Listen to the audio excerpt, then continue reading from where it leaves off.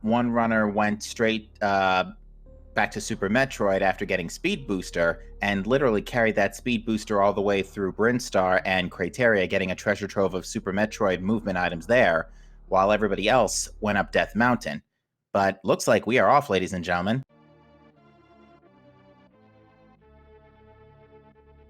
Now, for those who do not know what Super Metroid Zelda 3 is, this is a combo randomizer consisting of both the Super Metroid and the Link to the Past games. There are 4 locations that act as cross-game portals. For example, this formerly map room that everybody is entering will now take them outside the fortune teller's hut outside Lake Hylia, and bingo, we're in Link to the Past. Migs, on the other hand, we see is going to go check the Vanilla Morph Ball pedestal. This is the only in-logic check in normal mode for Super Metroid at this time. Yeah, it's definitely a weird play to see people do this on normal mode, because there's only one in logic, and you can see what's on the ceiling E-Tank. You can do damage risk to get to it, but it's only 2 items. Is it really worth the time investment? It depends. I mean, sometimes you could get really lucky, and it could be like 2 weeks ago, or I think it was last week where there was a glove there. You never know. We did see power bombs on the Lake Hylia Island, but it is just a big 20 on the Morph Ball pedestal this time. Solsky giving us a tier 3 tree pull, and it was just a bunch of arrows. Cheesenator Maniacal setting up the Houlihan glitch room. What is this really a trick? It's more like a failsafe, if you will. What happens is the Link sprite is displaced courtesy of splashing in the water a few times, and when that happens, the game does not know where to place you after you fall down the hole next door. So what it does is it sends you to this room, which is effectively a safety room that the game defaults to if it can't figure anything out, to prevent the game from just crashing. It looks like they're also kind enough to give you 225 rupees as a sort of, hey, you found our secret room. Indeed. Now, Migs did not find anything in the in Super Metroid, and we did get our first map check from Cheesenator. We have a vanilla green pendant and 2 crystals elsewhere. Yep, none of them are special crystals though, so we're still looking for where our 5, 6 are.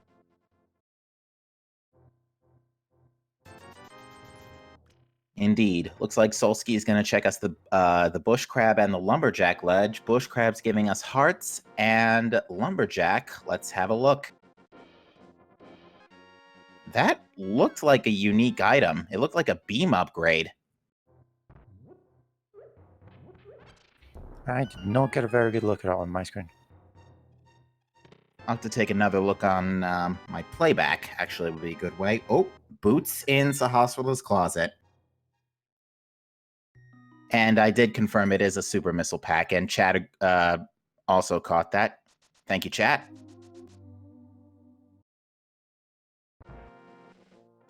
So early boots. So where do you like to see early boots take us? Where do I want to see early boots take us? That's a great question. Well, seeing as Lumberjack is dead already, I'd like to see early progression in King's Tomb, which is where the Moon Pearl was 2 weeks ago. Particularly a bottleneck location for King's Tomb, because all 4 of us runners went to different locations and eventually got stuck on finding this moon pearl. Indeed, but Maniacal finding the Morph Ball in the back of the tavern. It's a very quick morph ball. Yeah, quick Morph Ball. We saw power bombs in the library as well, so those are already accessible.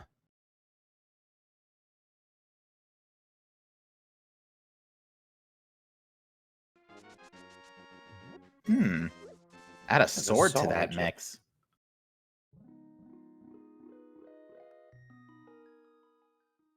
This turned out to be a pretty solid Kakariko, and we haven't even gotten to the super dense rooms yet.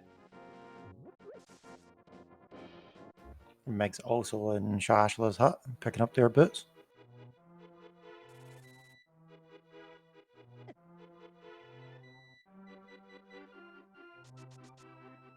So, sword and boots might convince our runners to check front of Hyrule Castle.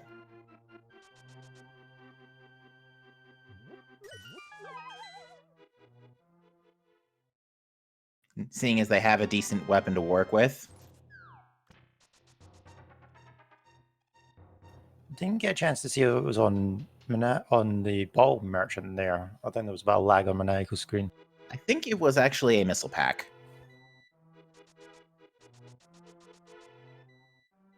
Now, Solsky here is going to farm some bombs courtesy of the bombable hut on the southwestern end of Kakariko. And Maniacal giving us our first look at Blind's hut, but Miggs is electing to continue to the south shore.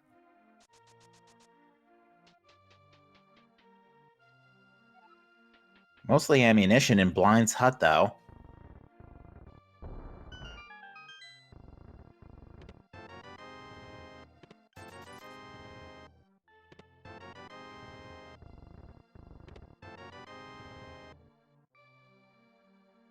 And flooded under the dam is our first glove.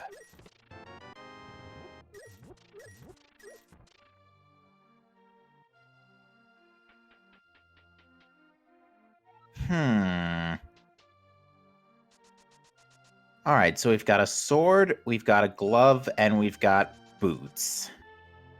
Those three together don't give us that much, actually.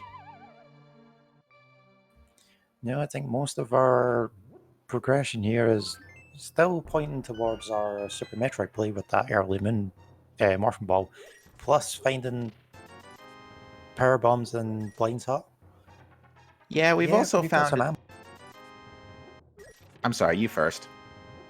I was just saying, yeah, we've got some ammo, so we could do some exploration of Brinstar and such.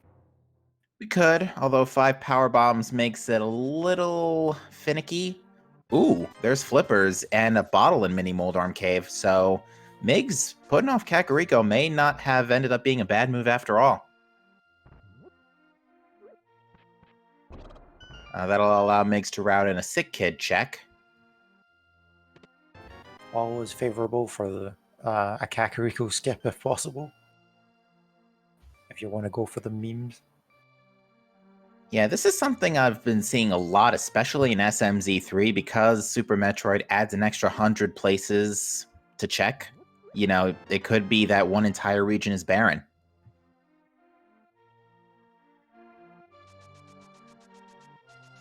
And I blinked and I missed what was in Ice Rod Cave. I did not see that either. I will take a quick look at my playback. Chad is saying that Uncle had Morph Ball bombs. Alright, Cheesinator picking up those power bombs off the library. Oh wait, Chad is asking if Uncle had Morph Ball bombs. Sorry. No, Uncle did not have Morph Ball bombs. I think it was a missile.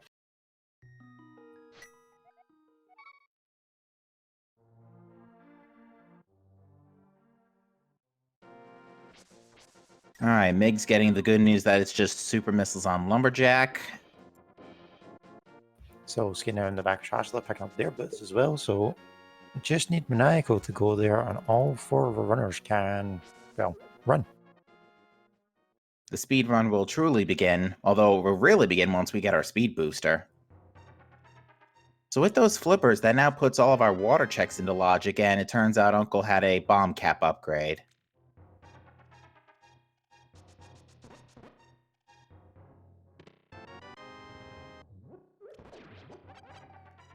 And Maniacal putting those flippers to use right away, while Solsky taking an early dive into Eastern Palace.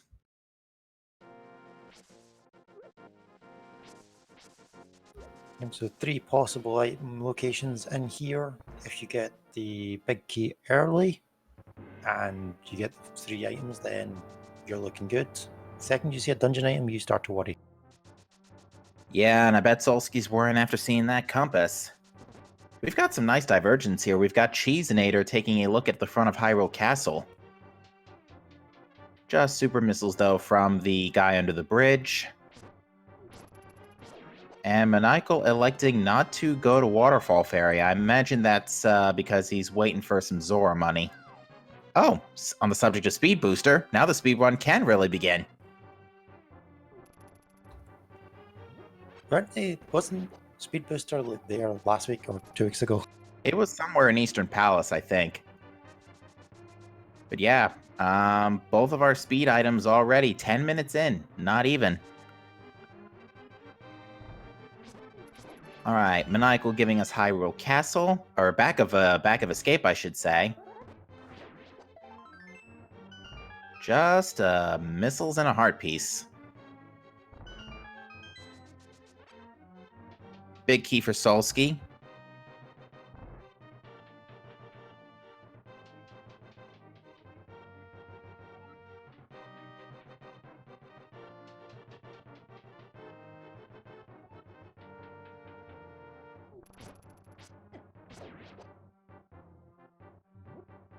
So yeah, we have 2 of our 3 possible items now in Eastern Palace, so there's a 50-50 chance that Armos Knights have something.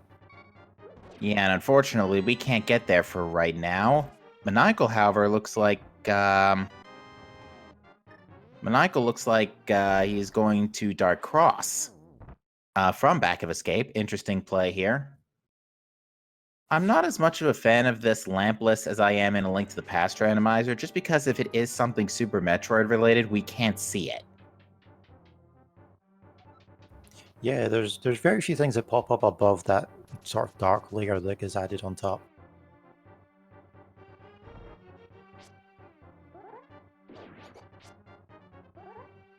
And I could be wrong, but I think it was a 50 rupee drop from Dark Cross, because I saw Maniacal's rupee count go up by 50 there. Those rupee drops are also not visible in the dark either, unfortunately. And Solsi finds the 3rd item, so it's just a shield. Having to do that room vanilla, because only 3 hearts, you can't do the deepest strategy very well. No, and luckily the only thing that could really double tipping Eastern Palace could be a hiccup for is if Sahasrahla ends up having something on that vanilla green pendant. Alright, Migs gave us that bottle turn in, and looks like it was sticks on the sick kid.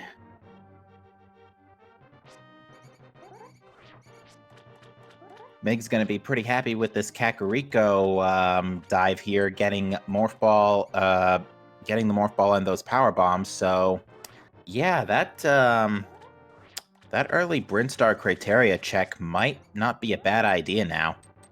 Because, unfortunately, the only other... There's not a lot else we can check. With Morph Ball and Morph Ball Bombs, we can get to Death Mountain via Upper Norfair. We and also have our obscure Agina's Cave check to check here on Link to the Past. That is true. We have Agina's Cave. Speed Booster allows us to get into Rex Ship.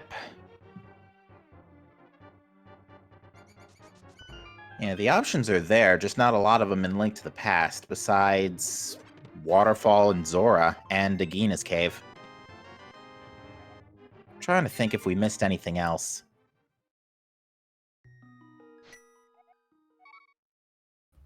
Yeah, I think we've got everything.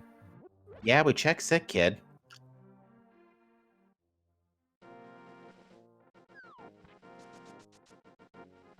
So yeah, either you take the time to farm the money for Zora, which usually, given that there's very little money in the seed so far, is usually quite a good play, because 9 times out of 10, when this is the sort of situation you put in, Zora does actually have something of importance.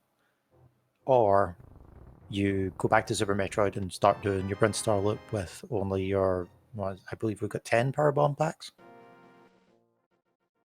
Yeah, we've got at least 10 Power Bombs available, which is fairly safe. Not the best, but still fairly safe. And to answer a question, chat, yeah, somebody did check Bonk Rocks, and it was... I think it was 10 sticks.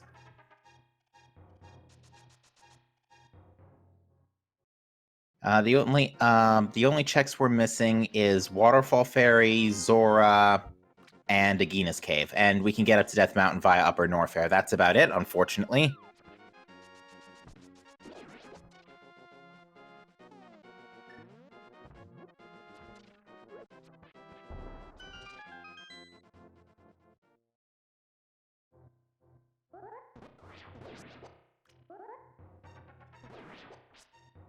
So he's still setting up the walk on water glitch, even though he has the flippers, because being able to dash is so much faster. Absolutely. And Chad points out we do have the fourth item on Zora Ledge. But yeah, Zora doesn't sound like a bad idea right about now, considering that's pretty much the last high-density check you have in A Link to the Past for now.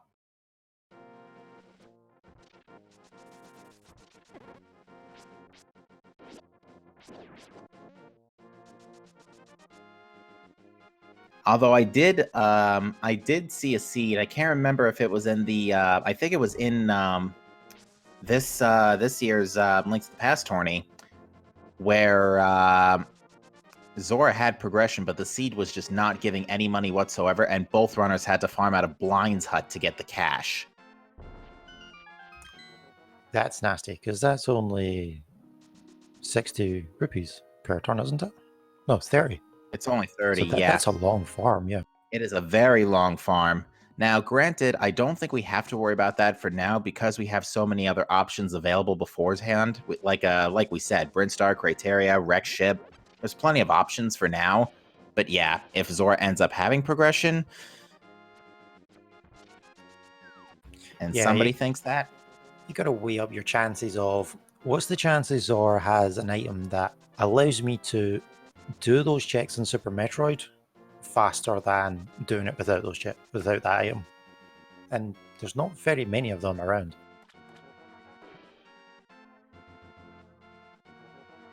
No, there is not. Now, one advantage to the flippers is that if we find Titansmiths and Moon Pearl, we can still get to East Dark World via the flippers.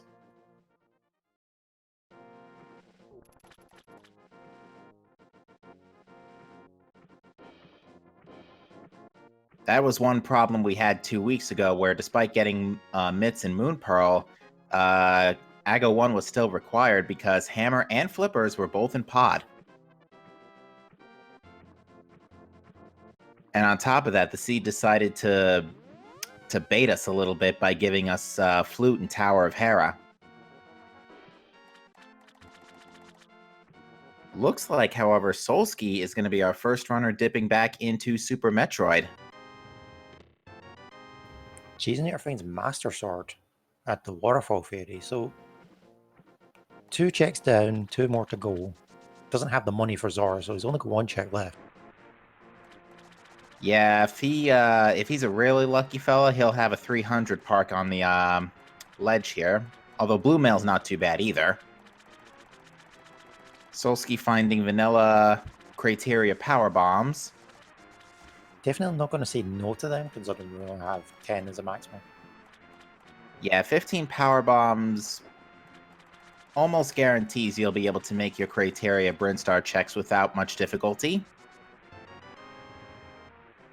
And we've got Miggs electing to sequence break the old man and picks up a fetch quest for that.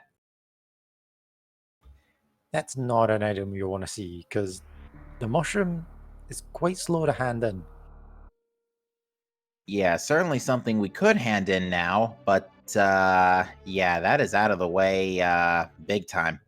Unless you haven't done Zora. It's not the best spot to route it in, but it's something you could do. Or when you get Flute, as Chad points out.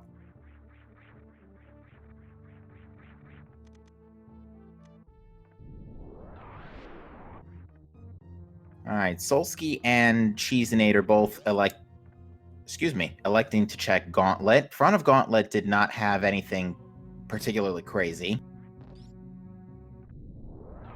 Mix, on the other hand, decides to use our Death Mountain portal to go into Upper Northfair, and we'll probably do some reverse running of the Brinstar loop, essentially. Not a bad idea. We do find the cape in the back of Gauntlet.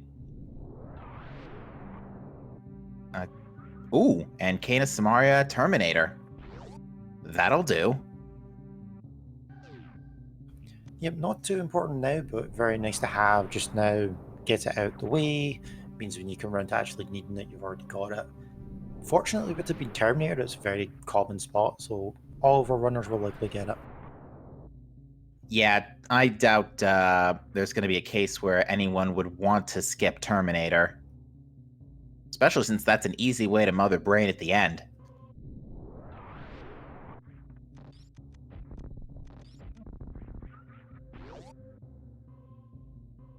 To answer question, chat, Lost Woods was checked. There wasn't anything significant in there.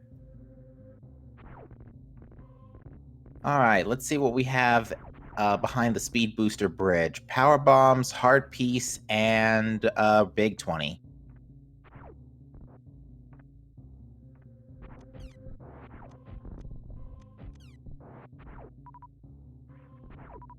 I should call that the Mock Ball Bridge because that's usually what runners use to get by that. Solsky finding Hammer above that in early supers. That's a good find. Indeed, that we are now just a Moon Pearl away from Dark World access.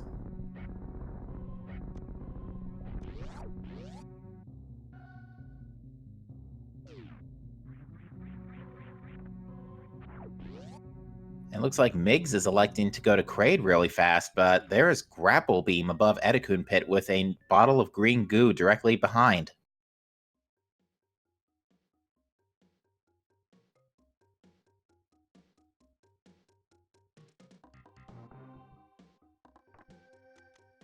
Alright, will Miggs give us a quick kill? Answer, yes he will.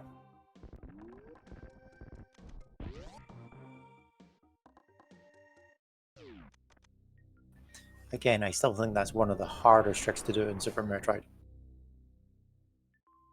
Yeah, and he's rewarded with another pack of power bombs. Solsky, meanwhile, getting some rupees out of Edikuns, which definitely wants those considering he has not paid off Zora yet.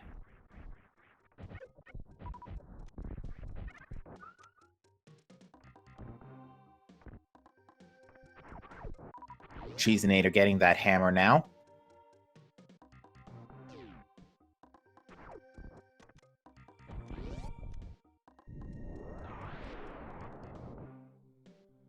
Now, since Grapple Beam was found super early, you think there'll be something on Shack Tool today?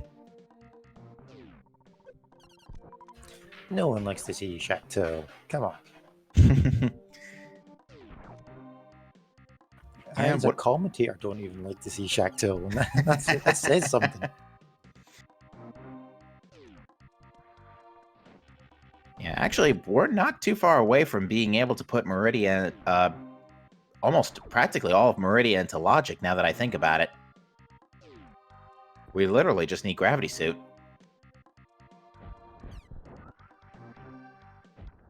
Yep, thankfully this is normal mode, so suits should not be anywhere obscure. There can, however, be a suit lock behind a suit, so if you find Varia first, chances are Gravity could be in Norfair, or vice versa. It was vice versa 2 weeks ago.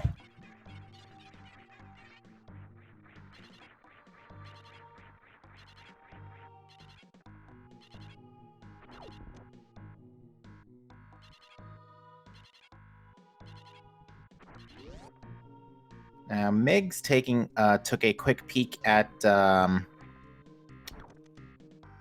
Charge Beam, or Spazer rather. I am taking a quick look back to see what he got out of it.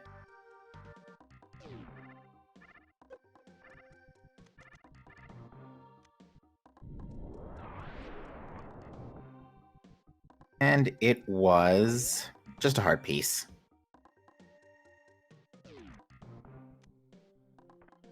Alright, we've got Solsky here attempting the Wavegate glitch with a super missile. What this does is using the missile will clip past the gate there off camera and open the gate without needing Wave Beam. Very effective utility there. Just a buck in Mission Impossible.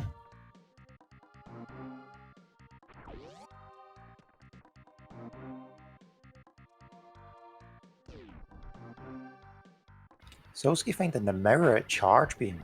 Now that's a good find, because that will give us access to the upper bit of Death Mountain, so Tower of Terror. We also now have the hammer, so we can go over to Eastern Death Mountain as well. Yeah, Mirror's definitely a really good one that'll allow us to check Graveyard Ledge and Cave 45 along the line. It gives us a backdoor to King's Tomb.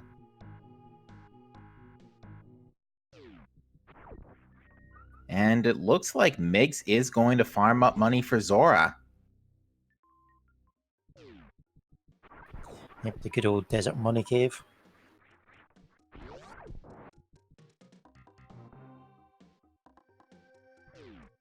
Yeah, there's 50 rupees per visit in this cave, so 2 more after this one and Migs will be good to go. Although he may elect to get a little more cash just in case he wants to be prepared for Kiki.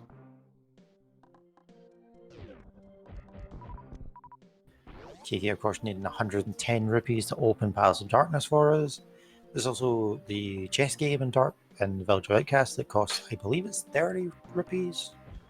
And then there's the digging game as well, which I think costs 80 as well. So Yeah, I think definitely Dig is 80. a lot of.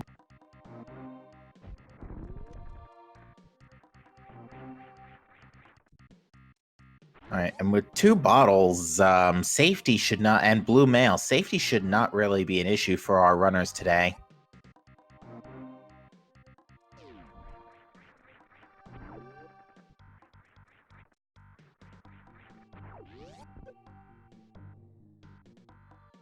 Saw something red on the desert ledge, couldn't see what it was. I want to say it was either a big 20 or the fire shield. Either way, not particularly. Oh, there's Lamp. Lamp at Alpha Missiles.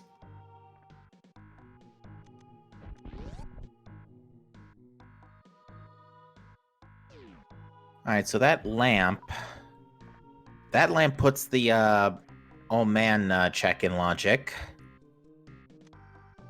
Means dark rooms won't be an issue. And it also puts Aga 1 into logic. I mean, we could still have Moon Pearl on the pyramid ledge. Yeah, that would be the one and only scenario. I think that would become. That would be the makes the Aga seed required at this point. Alright, Solsky checking Billy Mays room, finding big 20, but wait, there's missiles. I'm still waiting for the day that you go in there, you find one suit on the pedestal, and then you break the back, and there's the other suit in the back block.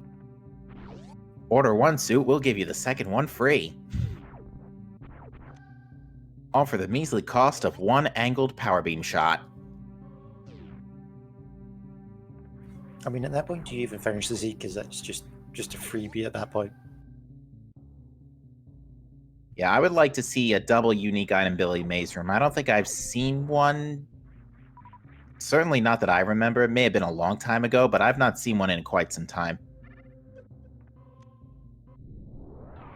Alright, Migs with those 500 rupees in tow, now going to check, do a full clear of the Zora area.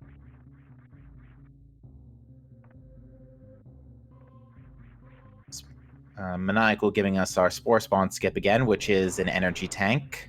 Another energy tank underneath Mother Brain.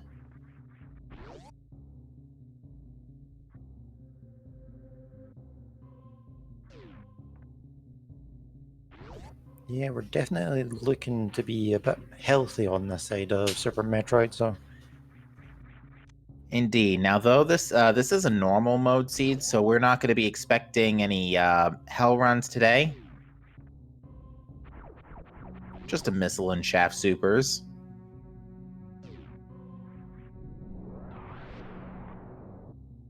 And Meg's getting, I don't know, would you call that a scam this early in the game? I didn't see what it was. That was an energy tank. I think I'd take it at that point. Yeah, I would say it's, I would say questionable value, but not a scam. Just because dying in Super Metroid especially really sucks, and Solsky, our first runner to get a beam upgrade. It isn't that all-important Ice Beam as well for helping out Turian later on. It's a pain in the butt any other time you get it, because it just freezes enemies instead of killing them, but definitely helpful in those last 4 rooms of Turian. Yeah, it's a really nice weapon.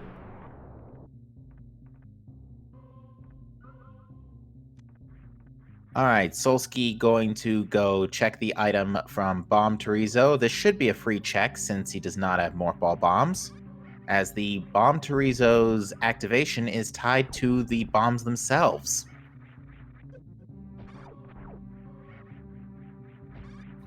I still have to test if you just stand in the room if he activates or not.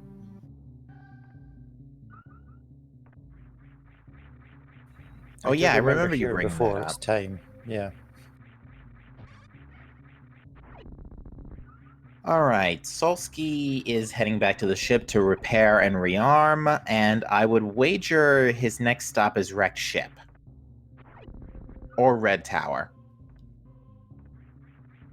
I'd imagine it'd be wreck ship. Do those checks, go down Red Tower, and then deal with Kraid. And then, if you've not found anything by then, you need to go back into Link to the Past at this point, because progression is likely on East Death Mountain.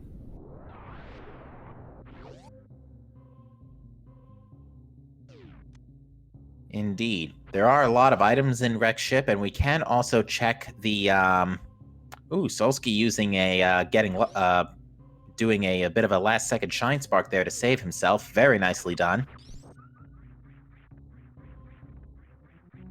Grapple Beam also makes this traversal through wrecked ship a little less of a pain.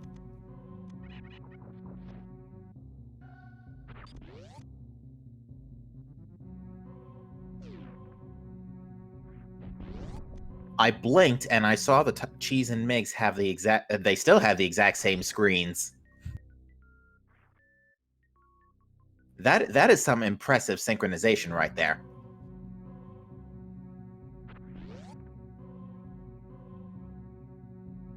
Yeah, they lost it a bit there because Migs took a slightly lower jump into a mock ball, a little bit faster than being in the air.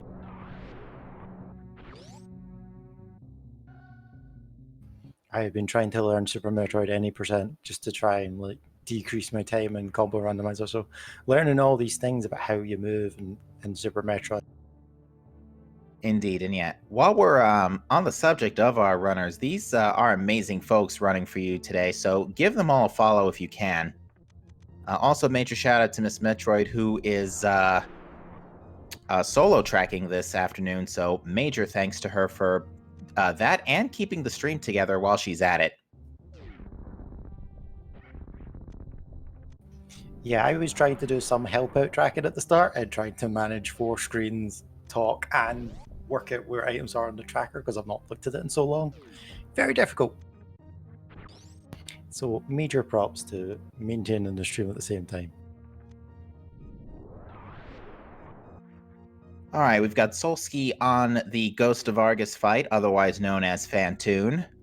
Spooky Missiles, by the way, was only $50, which Solsky will not say no to that, seeing as he's still not gotten his energy tank from Zora.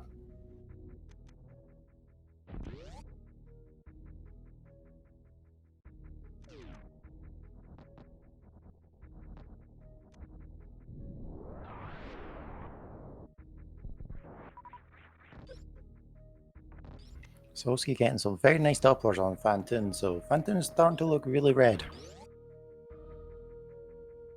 Indeed, should, yep, there he goes.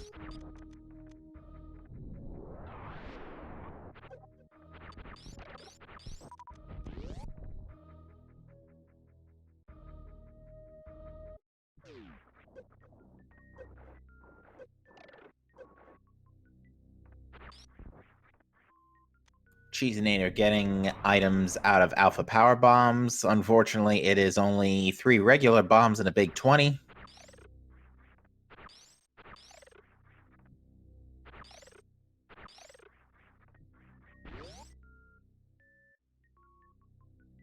So what have we found in Super Metroid so far? We found Ice Beam, Hammer, Cane, and we found something else important, and Mirror. So it's been a pretty decent... Super Metroid was definitely not a bad call this time around. Granted, it was pretty much the only call we had at this point, but for that call, it's not like we only get 1 check per visit. Yeah, what you don't want to do is be like, right, last ditch effort, let's go to Super Metroid and find one item that opens up hundreds of checks. And you're like, that was kind of a waste to do all the other checks. Whereas in this game, we found two items, like our mirror and our hammer, opens up a good number of checks. But we've also found Ice Beam, we've found Cane, we've found Mirror. So there's a lot of benefit to what we've found so far. Now, if you are looking for a pedestal seat at this point, when we get to the Dark World, you want your pendants to be Thieves Town and Pod, because then we're only looking for one item. And that would be the bow.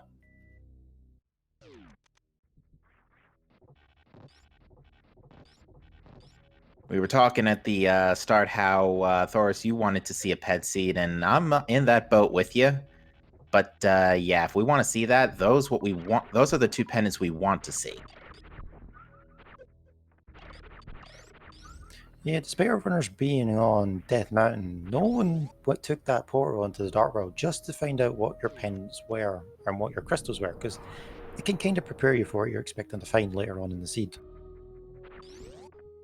Indeed. Solsky has elected to reset after seeing a bottle at Spiky Room of Death. He's already got two, so I can understand him resetting at this point.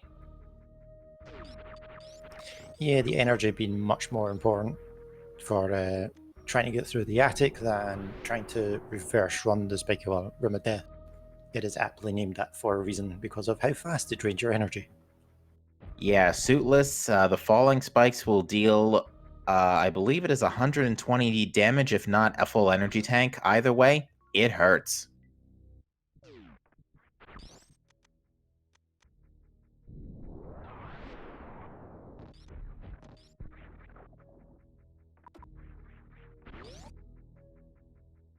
Now, it should be noted, Cheese and Migs did not get their speed boosters as they chose not to dip Eastern Palace, so this is going to be interesting. So far, I don't think we've seen anything particularly important that is speed booster locked as far as items are concerned, but it will affect their overall speed going through these checks. So we'll see how they put things together after picking that up.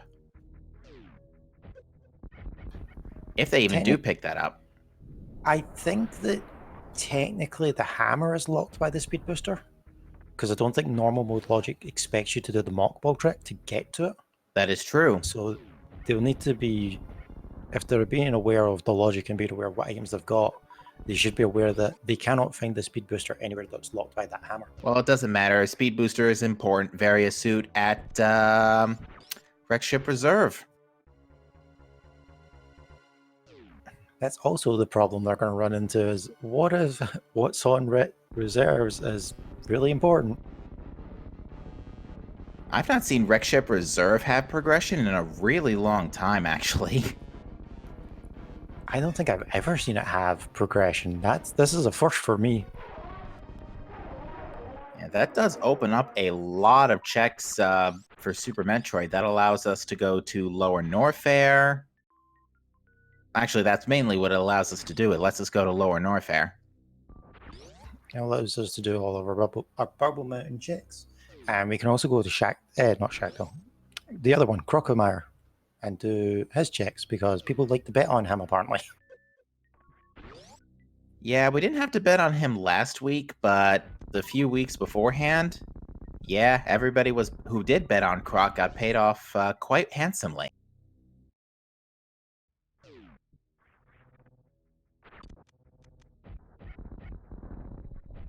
All right, Solsky is now enrolled in the Chozo Bowling League here.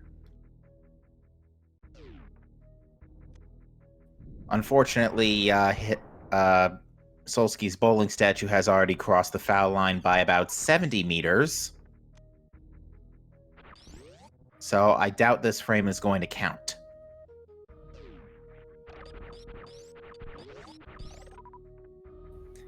Does Sosuke have enough energy to make it up to the reserves?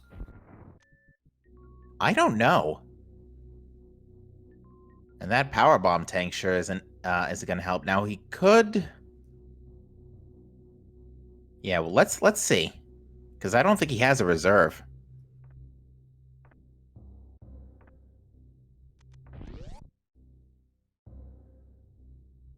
Oh, he intentionally damages himself here so he can perform a Crystal Flash. Yeah, I think Solsky was aware of his energy ratio there. Yeah, that's a very heads-up play. Smart adaptation there. Not adaptation, improvisation is a better word. Yeah, he had barely enough to do it. He would have been left by like 40, 50 energy. And Moon. Wow, stacked wreck ship today. A bottle, Moon Pearl, Variasuit. That is a good wreck ship.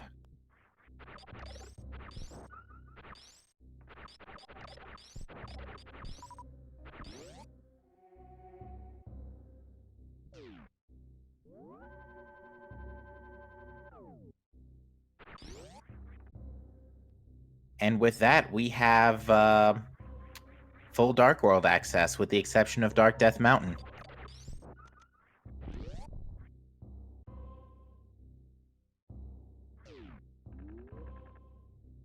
This also kills Zago 1 for good this time.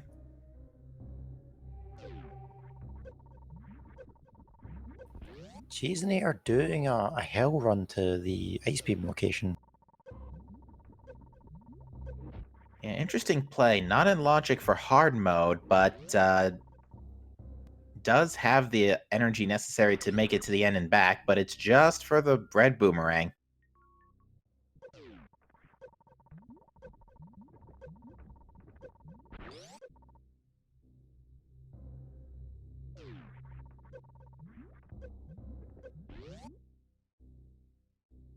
Oh, Maniacal's going to the prom.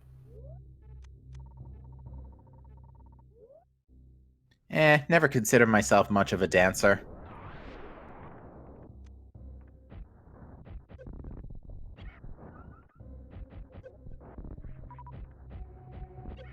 Now, here's what's going to be interesting. With Eastern being a pen... Well, actually, it doesn't matter because that speed booster is required for the hammer, so eventually Cheese and Migs are going to get that. The question is, are they going to dip wrecked ship before they get their Variasuit? Because that grapple beam lets them get into wrecked ship too.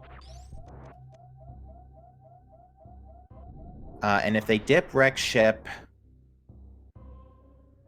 Well, actually, no. Yeah, if they dip wreck ship before getting speed booster, they may put themselves in a scenario where they know the Variasuit is there in wreck ship reserve, but they elect to do the Grand Hell run through Ridley instead. Do you imagine anybody deciding to do that if it gets too tight later? I think if they're following with the logic of the seed, they should be aware that their hammer is also locked by the speed booster as well as their Variasuit. So there's not very many places the Variasuit can be at this point because we know there's no Dark World access without that hammer so far. So they have to be aware it's in the Light World. It has to be what is essentially considered a Sphere 0 check, which only really puts them at Eastern. So that's up to the runner's skill if they decide, yeah, I don't need the Variasuit, I'll just go without it, or do they go back and check Eastern just for the speed booster to then get the Variasuit in the wreck ship. But it's very likely going to be a return trip for, yeah, we saw it in wreck ship, do I really want to go all the way back for it? Yeah, this is going to be real interesting. I can tell. I have a bit of a hunch. All right, Cheeseinator is now up on Death Mountain, and with his newfound equipment from Super Metroid, will be able to. I don't know if Cheeseinator got the lamp from Alpha Missiles. I think he did. In which case, he could full clear Tower of Hera if it's fire locked.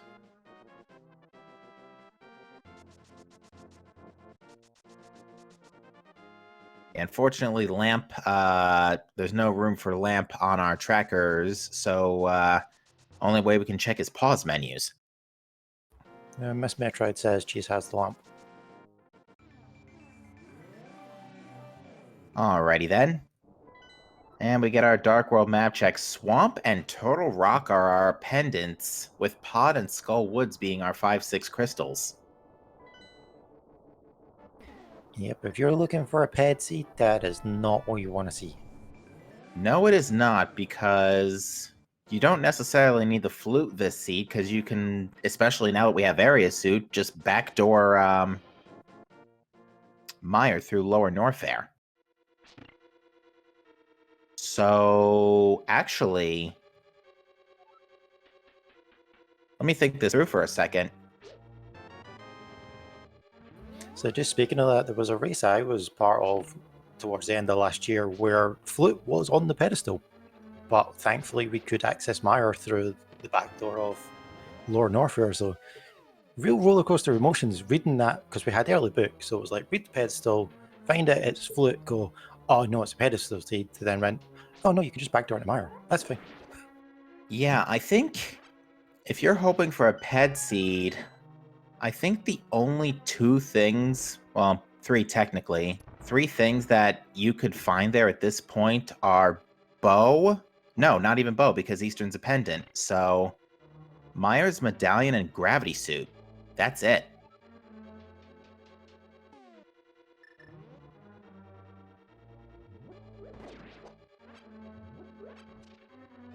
Solsky, meanwhile, taking down Kraid while we're not looking.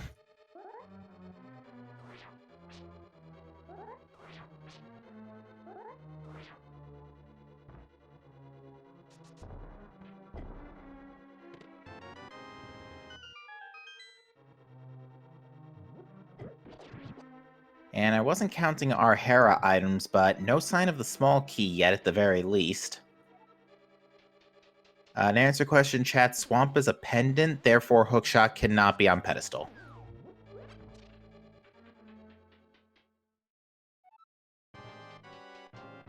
Hookshot could be in Swamp Palace, but it cannot be on pedestal. Yes, Swamp and Turtle Rock are the pendants, Skull Woods and Pod are the 5/6 crystals.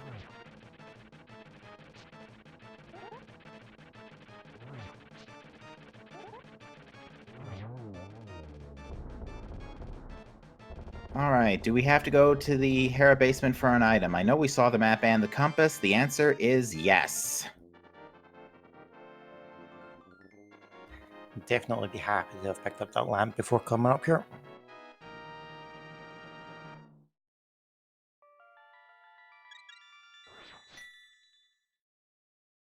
Alright, Mig's about to pick up that hammer. So all of our runners will have their hammers once they're back in Link to the Past, so that is the best news for them.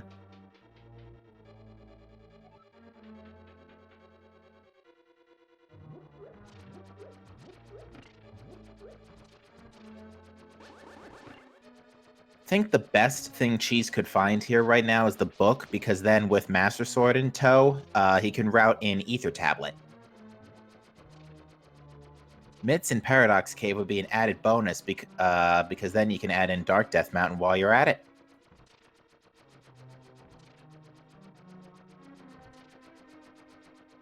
I swear I totally did not just jinx that. If you want to put it even further, you have Hookshot and Silver Bunny Cave, and then you can do the Hookshot Cave while you're there. Oh, actually, Chad points out Solsky is the only one who has Moon Pearl, so yeah, actually, Dark Death Mountain wouldn't be a thing yet for Cheesinator.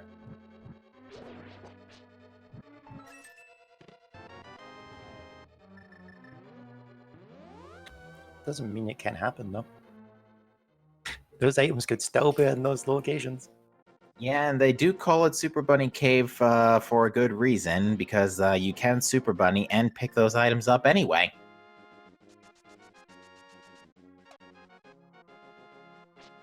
But it looks like Solsky is going to carry that Varia suit down to Crocomire.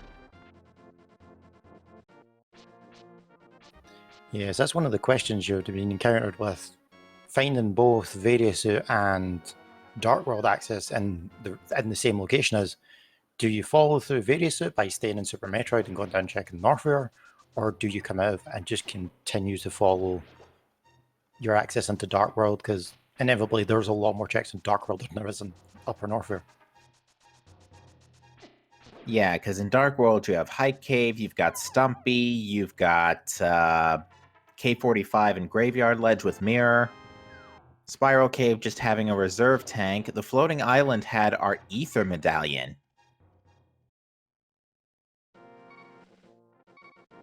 One of our 3 possible medallions that we require for the opening of Nightmare or Misery Mire. I keep calling them Nightmare Marsh, and that's the overworld area.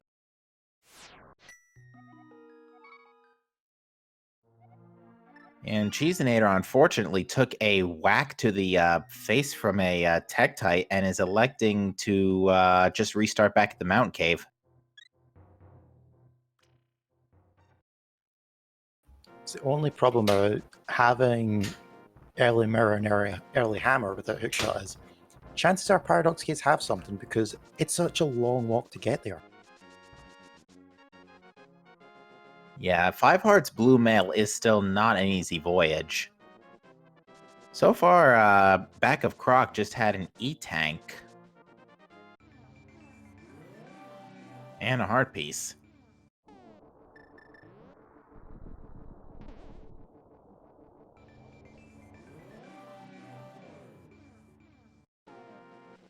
Nice speed booster jump there by Solski. Too bad it was... Only really Wave Beam inside the Paradox Cave. Wow.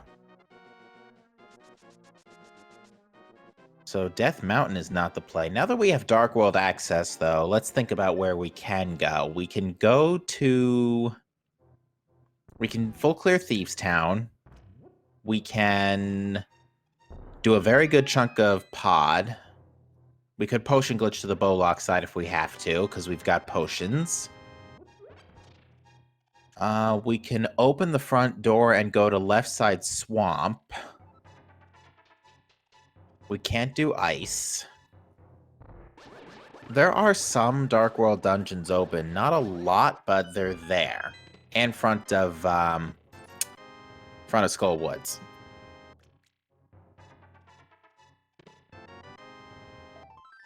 So ideally, I believe most people will start at sort of Skull Woods and Village of Outcast area and do like a sort of counterclockwise motion around the Dark World. So do Skull Woods, do Thieves Town, go into Hype Cave, over towards Pod, and sort of rule out all the checks that way. Yeah, that's about all we can do for right now. Should also be noted that Croc had no progression this time around, contrary to the end of 2019's trend. See, you never bet on Croc. Not this month. You don't.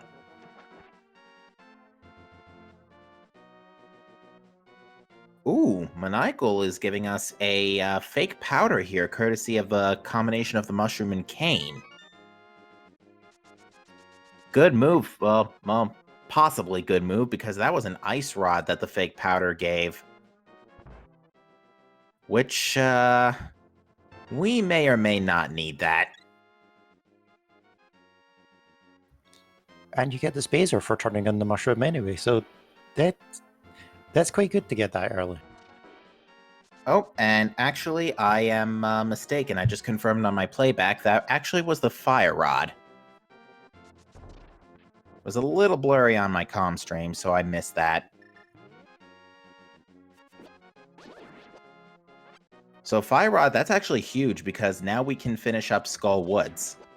And we have an advanced fire source for Ice Palace when we need to get down that road later. Considering we do not have... Sorry, you first.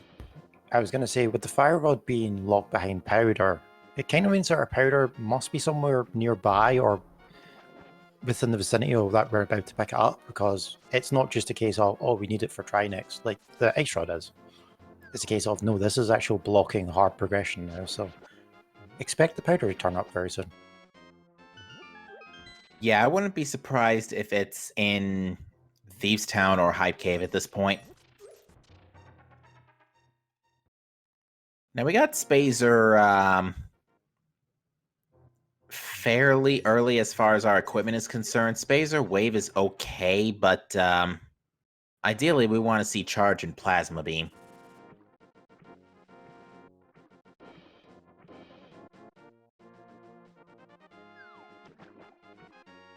Yeah, so the question is, where's our plasma beam then? Because if we don't find plasma, that spacer is going to be really helpful, considering we have wave and ice.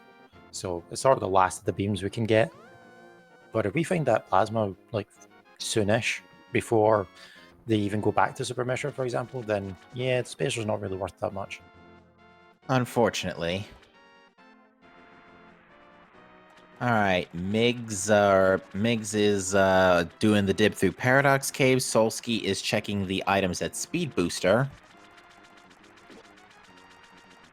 First item is Hard Piece. Second item is a Nope Tank, in which Solsky says, nope, I ain't picking that up. Ew, reserve tanks. Ugh. Yeah, with Variasuit already in tow, health conservation is not nearly as... or health stacking is not nearly as crazy as it would be if you were considering to do the Grand Hell Run, at which point you would want as many energy tanks as you could possibly stockpile. Along with the possibility of doing Mother Brain without Variasuit, you need to be aware that Rainbow Beam hits for 600 without Varia, whereas if you have Varia, it will only hit for 300, so it's something else you need to keep in mind about, do I continue going without Varia versus how much energy tanks have I found so far? Precisely.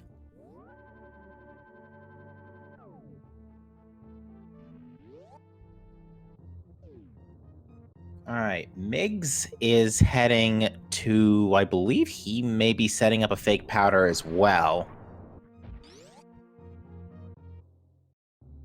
And Solsky literally jumps right over that X-ray scope in Lower Norfair. Might pick it up on the way out.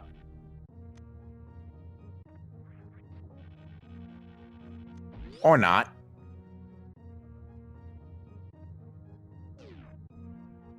So no visit to the doctor's office for Solsky. No need to get an X-ray there. Yeah, he's not going to get much out of it.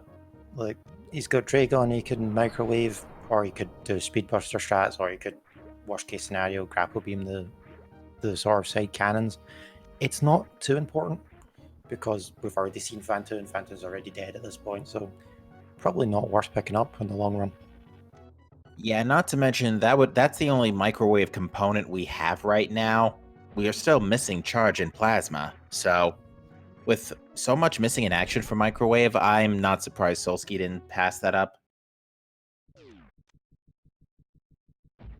Yeah, because Solsky's already beaten Fantoon and Croc, so the only two bosses that could be useful on at this point is Batoon and Dragon, so yeah, it's microwaving at this point kind of lost its value. Yeah, and Bottoon will likely be skipped because we have that backdoor into Meridian now, and we have the ability to get in there with our Dark World access plus flippers, so yeah, it's definitely not got any value to it. Not at this point.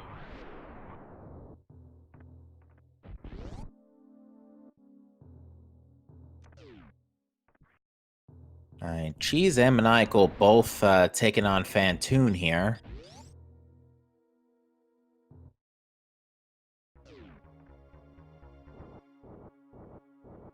But yeah, if I were a betting man at this point, I would say next stop for progression is probably the Skullwoods Thieves Town rounds.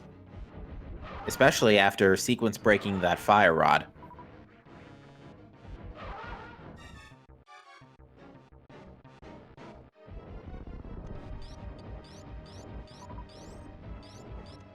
Yeah, it's just a pity for Maniacal that he decided to sequence break it and he doesn't have the Peril while he was in there.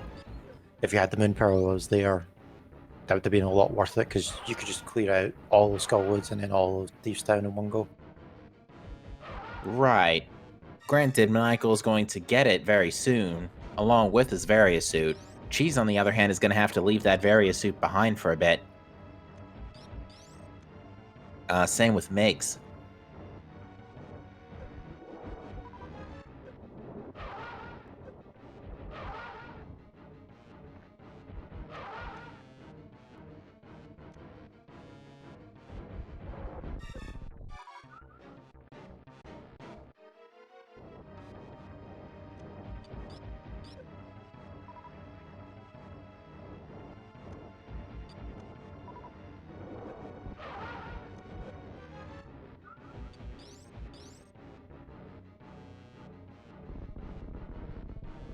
Alright, Maniacal and Cheeseinator both having very little trouble with their Fantoon fights, although Cheese cutting it a little closer with his health.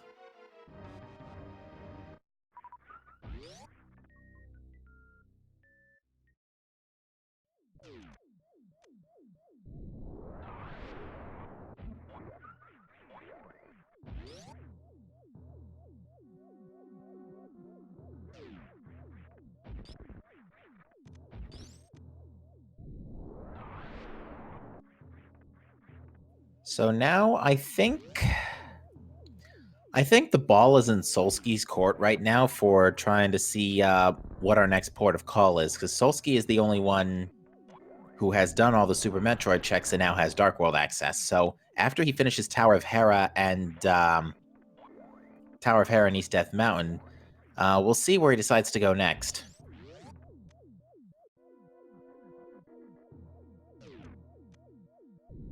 I think he will inevitably have to go into the Dark World because we don't have any more checks to do that could be anywhere else.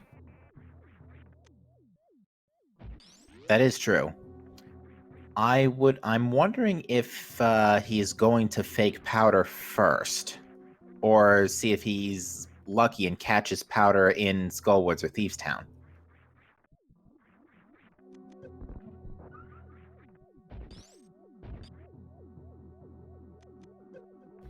Yeah, the ideal situation is you find it in Thieves Town or you find it in the Village of Outcasts.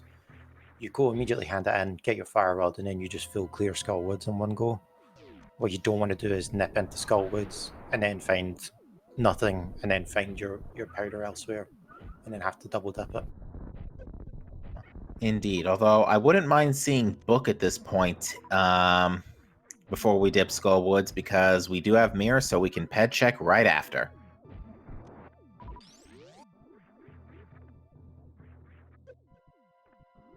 Yeah, what you also don't want to see is something else, like Bow, for instance, because that would push them over to do Palace of Darkness first, rather than hand in your fake flood your powder to get the fire rod. Unless, of course, Powder is in Pod, then that might make you think about turning back.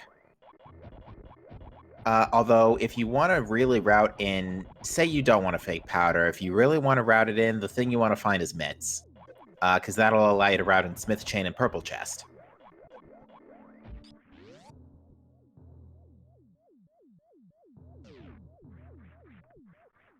But yeah, taking a look at our our Go Mode shopping list, we are looking for one medallion, a bow and hook shot. We have enough swords and gravity suit by logic, and by logic we are also looking for charge beam. But when it comes to ammunition and such like that, logic is merely a suggestion.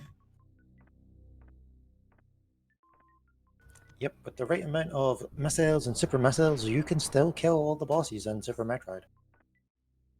Yeah, we're doing pretty solid on ammunition right now. I think all of our runners have at least 35 plus or 40 plus super missiles at this point, which means they can at the very least kill Ridley without much difficulty. But Mother Brain, they're going to want probably, they're at minimum going to need 60 super missiles.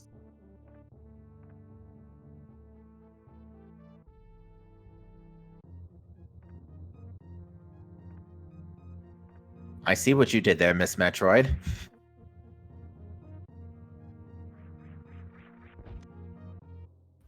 I don't give people that type of attention for puns like that. That's terrible.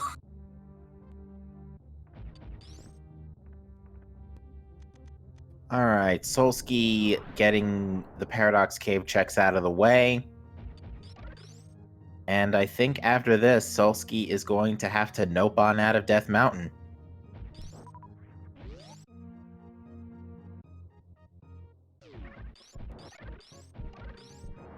But yeah. And hopefully all will be revealed with Zolski's next checks. Yeah. At this point...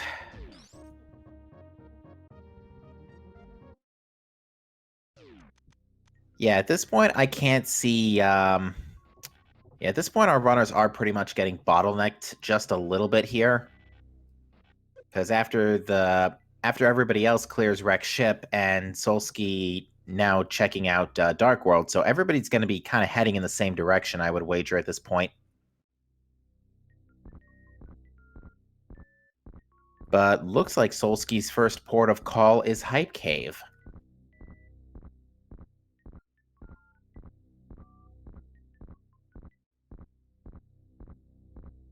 Solski getting a good look at his remaining shopping list for his crystals.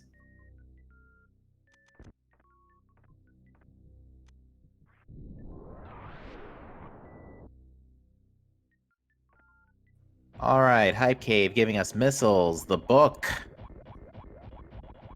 More missiles, E-Tank, and missiles. So, remember what I was saying earlier about that pet check business? Yeah, it's just unfortunate Solski hasn't picked up their Master Sword yet from the Waterfall Fairy, so we'll not be able to check the Ether Tablet. Or the Bombos Tablet, sorry. I won't be able to check Ether Tablet either, to be fair, but even still, yeah. That's one unfortunate check, unless there happens to be something in K40. Well, he'll at least be able to see it.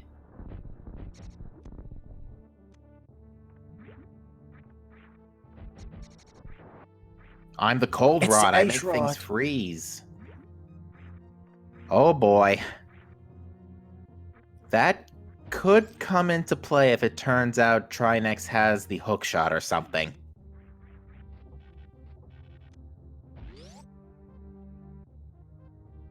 To answer a question in chat, Cheeseinator and Migs do not have Speed Booster, therefore they cannot yet get the Various suit out of Wreck Ship Reserve. They have not been to Eastern Palace yet. Maniacal now getting his book as well.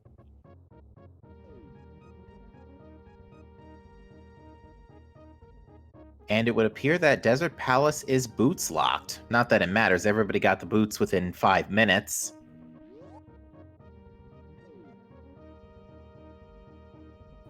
Yeah, this is one of these strange stages where if you decided not to go to Shahashala first and get these boots before getting these checks, that's the only situation this is going to bite you in the butt.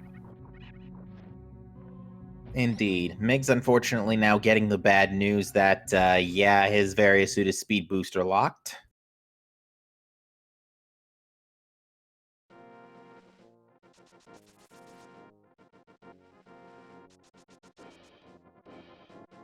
First item in Desert Palace was a heart piece. The remaining item is either in the big chest or on Land Molus.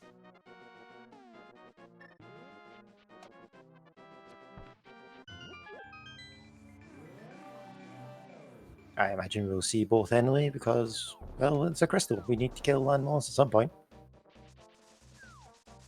Indeed.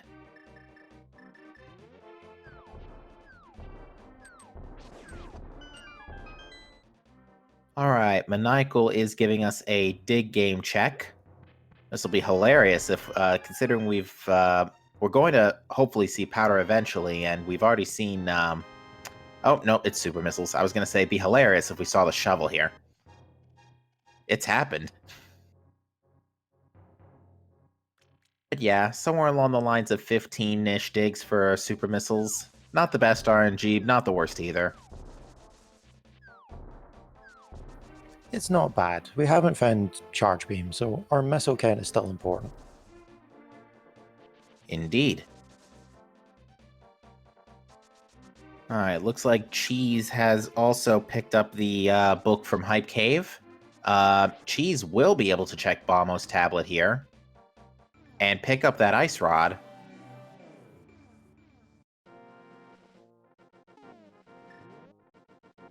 Maniacal right on his tail, so that'll give Maniacal both the rods. Yeah, this is gonna be interesting because we're literally, if Turtle Rock is Ether, we're literally just Titan's Mitts away from being able to full clear Turtle Rock. Yep, that is not something you want to see as, oh yeah, here's all the equipment to clear Turtle Rock, and it's a pendant. Not even the green pendant either. But, I mean, Bo could be on Laser Bridge. Or worse, on Trinex. Bow could be in there, Hookshot could be in there, Gravity Suit could be in there. Gravity Suit, Myers Medallion could be in there. Maybe Space Jump or Screw Attack. There's a lot of stuff that could be in Turtle Rock that would make life either really easy or absolutely necessary. Solsky electing to use the hammer on Landmolus here. It does deal tempered sword damage, to be fair. Yeah, without a fire rod or a bow, there's no particularly easy way for... That was a hookshot. Yes, it was. Yeah, as I was saying, without fire rod or bow, there's not a particularly easy way to kill Landmolus except from using the hammer in this circumstance. Well, with that, Swamp Palace is now full clearable.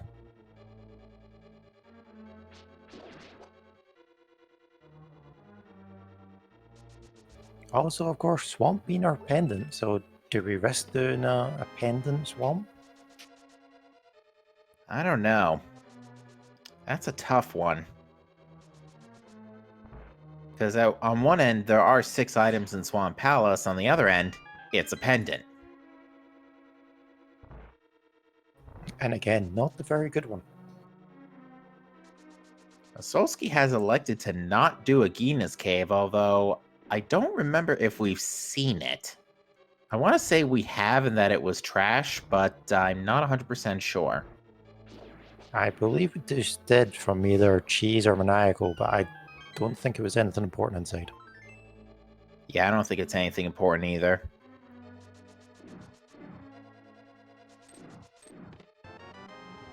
Alright, Cheese and Maniacal both zipping through Desert Palace. They're both going to get their hook shots.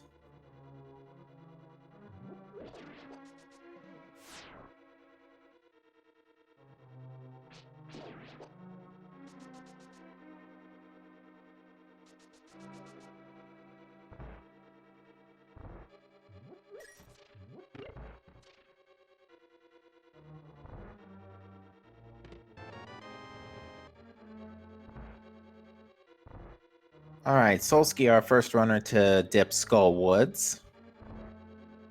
2 potential items up for grabs, though. He is missing the Fire Rod from Magic Bat, so will not be able to go straight to the back door.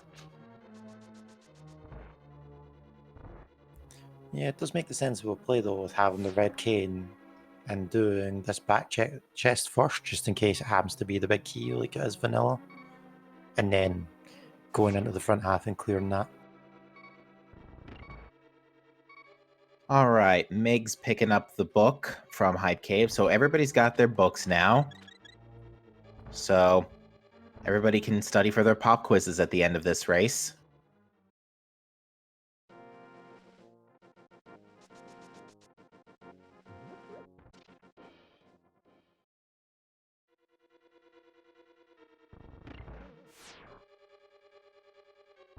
And that's a compass, so no big chest for Solsky.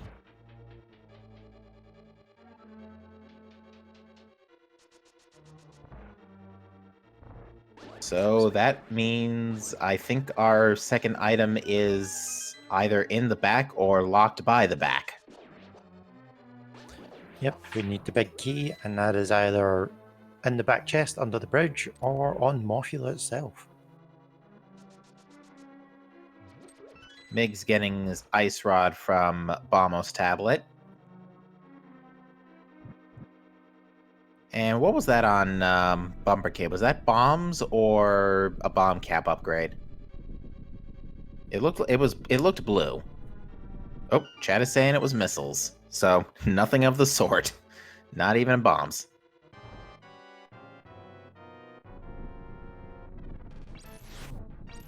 Alright, we are getting a graveyard ledge check now for Solski. Probably going to squeeze in King's Tomb with this. Yep, we do have the mirror to get in there instead of using our Titan's Mitts, which is always good to wrap these locations out. Don't like orphaning either of them. Yeah, luckily we pretty much won't have to come back here ever again at this point.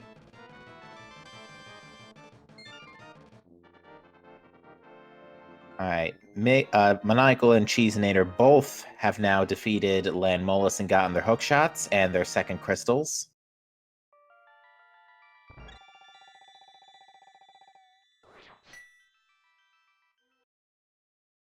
Well, my progression in King's Tomb theory got thrown out the window. Just bomb cap upgrade in there.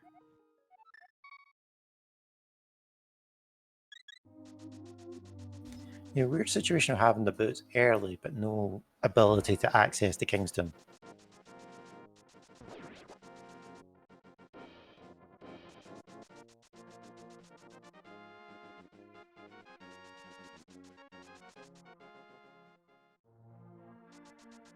Alright, let's see how our runners elect to handle their Village of Outcast checks here. So Migs is going... I don't know why he chose to mirror there. I guess he's checking Sick Kid and then going back. Nope, not even doing that.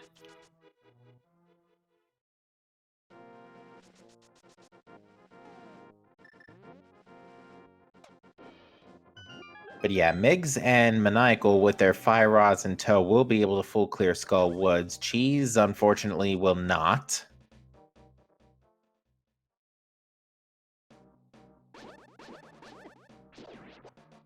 And let's take a look at our chess game today. A somewhat cheap and actually refunded full reload of bombs. It's nice when you get that sort of instant refund of your money, especially when you don't get anything of importance in there. It's even more funny when it's both single arrows.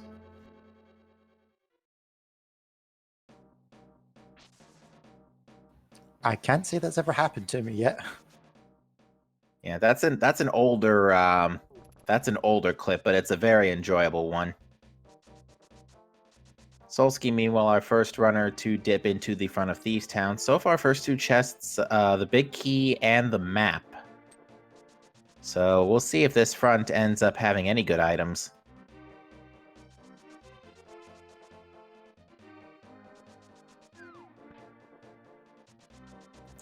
Thieves Town is one of these weird ones where there's 4 items and 4 chests on the front, but one of the ones at the front must be the big key. So you always have to dip the back of it somehow to get that last item. And you're praying that it's not on the big key, inside the big chest. Indeed. Granted, not the biggest deal this time around since we did get Hammer. Everybody has Hammer, so orphaning the big chest will not be a possibility this time around. However, there is only 1 item in the front, so 3 in the back, and Maniacal read the pedestal while I wasn't looking. Or did he Said, meme... bouncy, bouncy, bouncy, bouncy. Oh, is that what it said? I'm gonna guess that's the spring ball. It must be. That's the only thing that...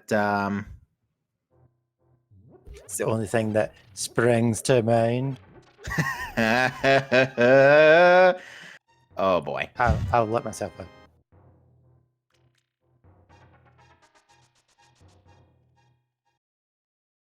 Yeah, I'm pretty sure that is. I'm pretty sure that somewhere. is spring ball.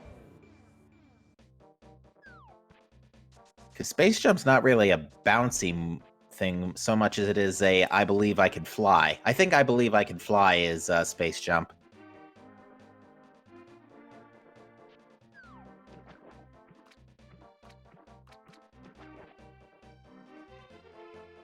So, unfortunately, Spring Ball, considering that Gravity Suit is going to be required for anything in Meridia, is not going to help us. Ooh, but Solsky did find French Vanilla Titan's mitts in the attic of Thieves Town. Miggs, meanwhile, has quickly dispatched the moth.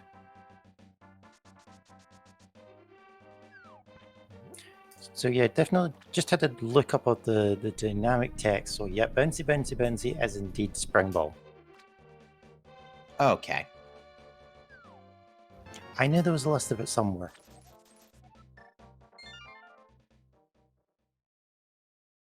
There's that small key, and there's all the dungeon items on Solsky's pause screen, which means that our last item is, there is an item in the big chest.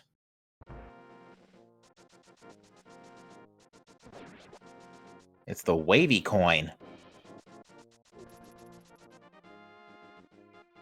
That'd be our Quack medallion.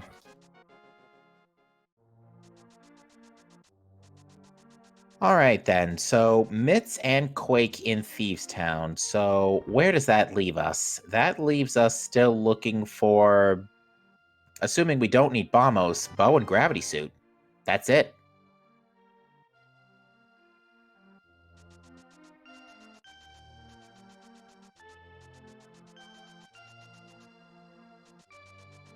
Yep, we need bow, we need gravity suit. We don't really need to worry about some form of access mire because we can do that from the Super Metroid side of things, so flute's not really a problem. Do we need something to help with the lava dive? I think technically the lava dive does require a gravity suit because I don't think it's logical. It's logically required in normal mode.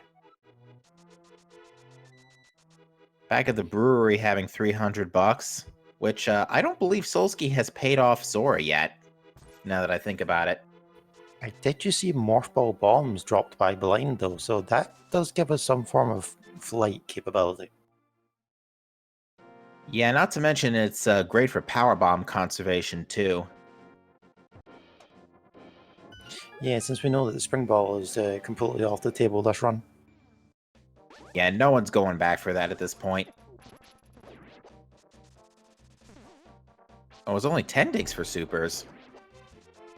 That's actually not too bad RNG. Too bad it was supers.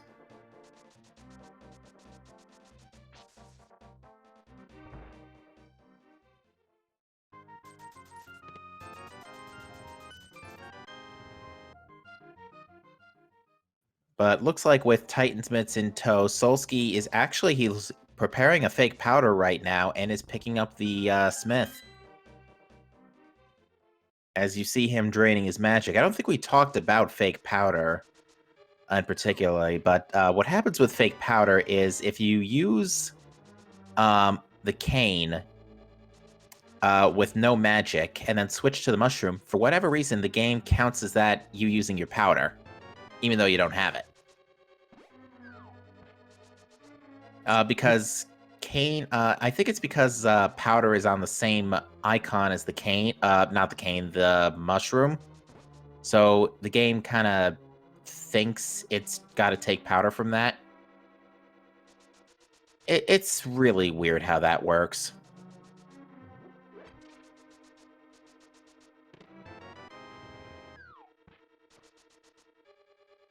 One Now of that these, just like, I'm sorry, you sorry, go ahead. first. I was going to say, like, one of these possibly awkward ways developers put things in to test things that maybe they think no one will ever think of trying this.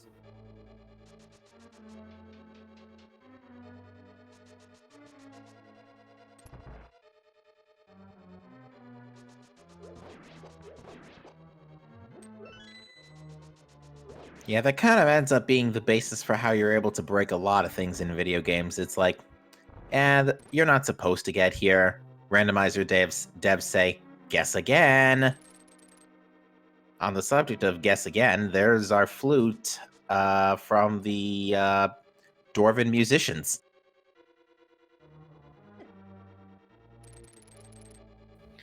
Doesn't that not mean that our gravity can also be in lower Norfair now? Because we can get down there without it? Yes, it does mean gravity could be in lower Norfair.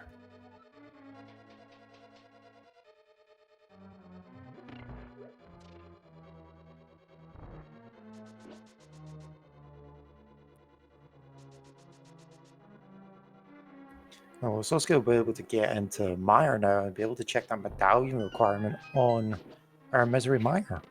Because that is a full clearable dungeon at this point, because we do have a red cane and we do have our lamp. That is true. The only thing that could stop us is if it is Bombos to get through the front door.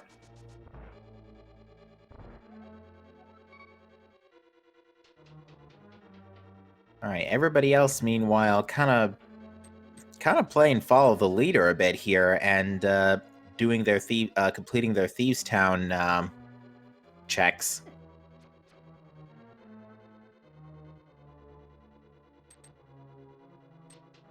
Now the next major question to kind of put this whole logic chain back together is really going to come down to where is that magic powder supposed to be? Because I'm starting to think it might be in pot at this point.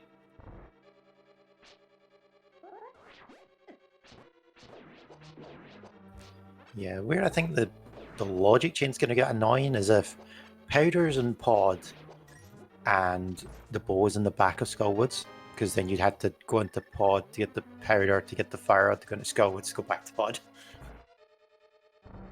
Oh, yeah. Well, luckily, the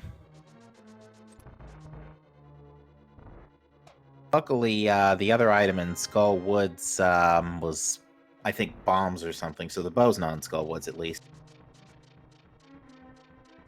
Alright, there's,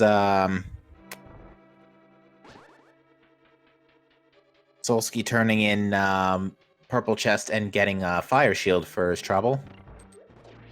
And now Solsky's gonna actually turn in the Mushroom for that Spazer Beam.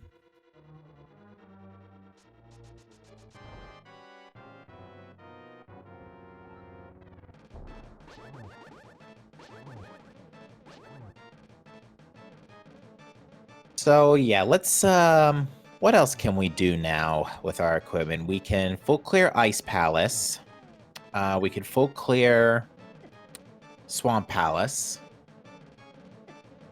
We can go to Dark Death Mountain and we can do Hookshot Cave, so we can full clear Dark Death Mountain and check the Total Rock Medallion. We could full clear Total Rock if either Quake or the Medallion requirements. So yeah, there's a lot of places where the bow and gravity suit could be hiding.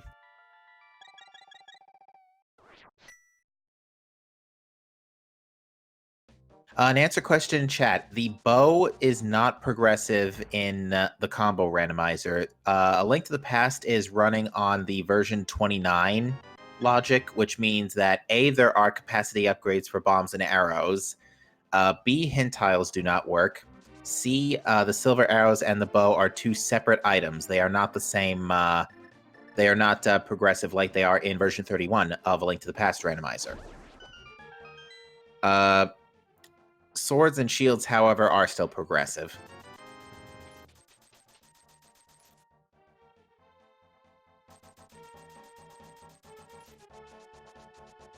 And as Chad points out, armor upgrades. Alright, Solsky now wrapping up his Skull Woods checks, so unfortunately this is a double dip for Solsky. Well, kind of. The back's not a double dip, but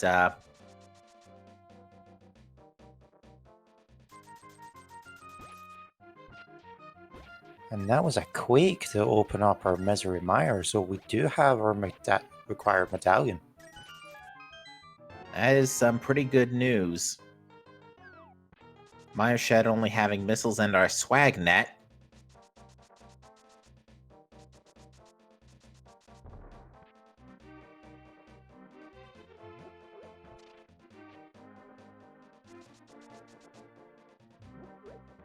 Solsky electing to use hammer strats on Moth.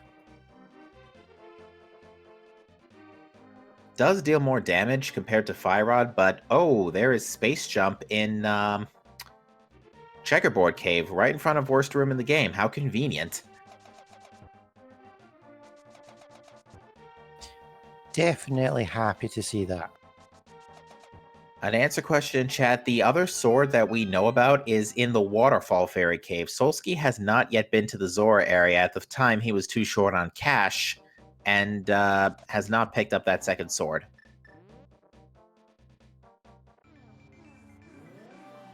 Yeah, I think either Solsky's going to bank on finding a third or the fourth sword upgrade, or he's going to route it in when he gets up there to check Catfish, which may be a bit of a ways off considering how much we can do in the meantime.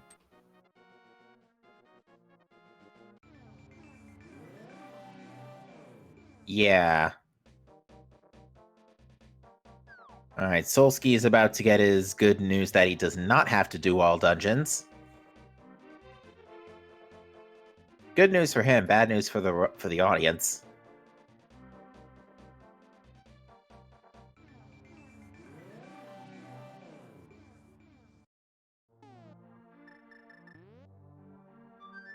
And Getro7's in the chat as we finally hear the Hylian national anthem.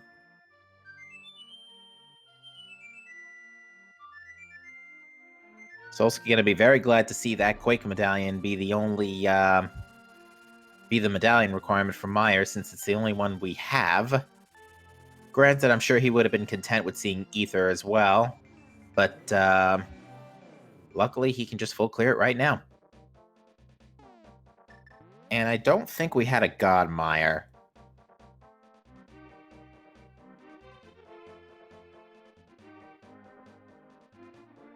Looks like everybody's pretty much meeting up here in the Misery Meyer area, except Cheese, who's just wrapping up the purple chest checks. Apparently Misery loves company, so it kind of makes sense everybody would sort of gather here.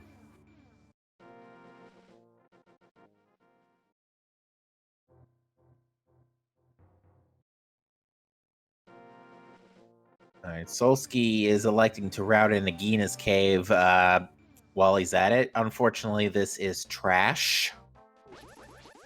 Although I think this might have actually been an energy tank.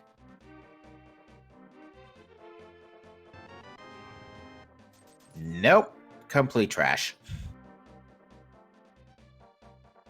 And Solsky elects to save and quit.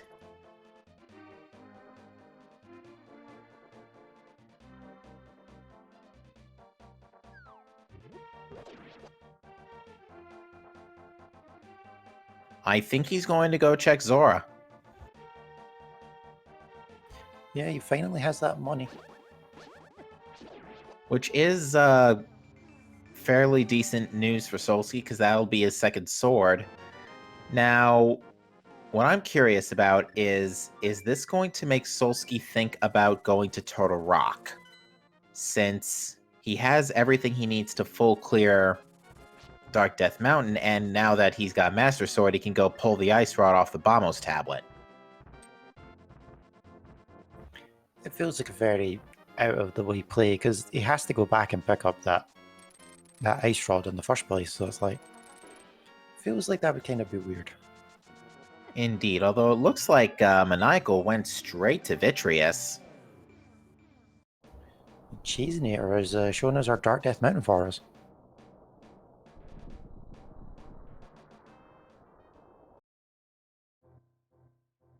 We do have that hookshot, so we'll be able to check all 4 of our checks in Hookshot Cave. Does have the mirror, so we could pick up Ether if we thinks about it.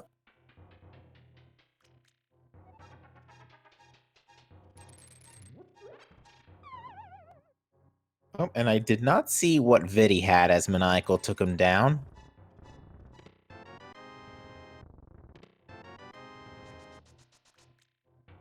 Nothing of interest in our Super Bunny Cave.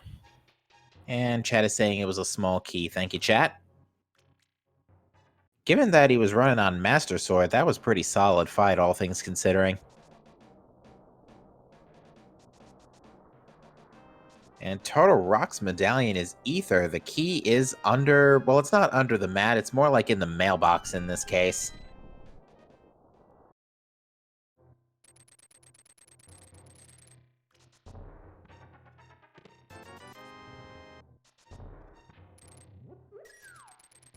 Hookshot Cave giving us Big 20, pack of supers, $300.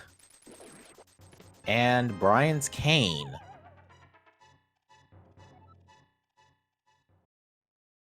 That's unfortunately not too helpful at this point since we already have Cape.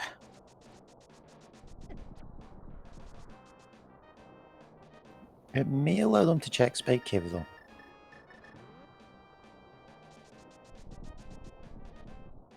Yeah, looks like Cheeseinator's first stop though is a quick ether tablet check here.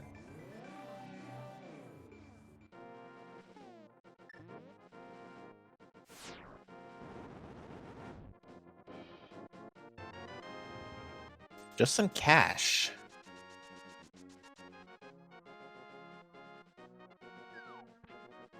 Okay, so Solski's also now doing the Dark Death Mountain checks.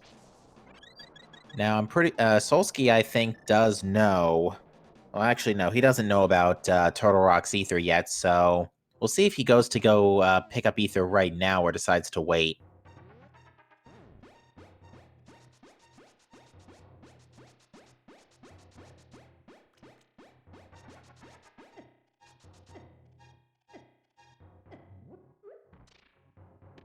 He is electing to go pick it up now.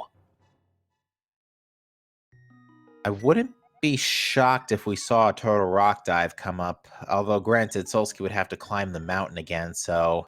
I don't think he's going to dive Turtle Rock now, but I imagine it's weighing on his mind. Yeah, it feels weird to be picking it up unless you're making the conscious decision of, or maybe he's just thinking of, yeah, I may need it for Turtle Rock, so I'll just pick it up just in case. But I feel like you would check it before going into Hookshot Cave in the first time. I wonder if he's gambling that the bow will be on Laser Bridge. Oh, Maniacal in the meantime has elected to go into Super Metroid and has shown us the screw attack item, and it was just bombs. I didn't see what was at the showcase showdown. That looked like silvers. And with us knowing where Space Jump is, those are available. Now that's a weird place for silver arrows, that's for sure.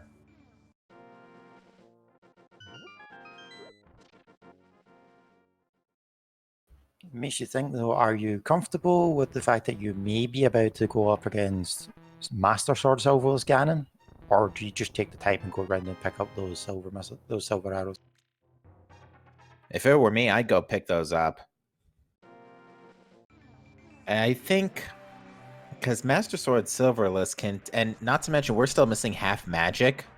So trying to do Master Sword Silverless, granted you have like 2 bottles, so you have effectively up to 2 magic refills, but even still, Master Sword Silverless does take a long time.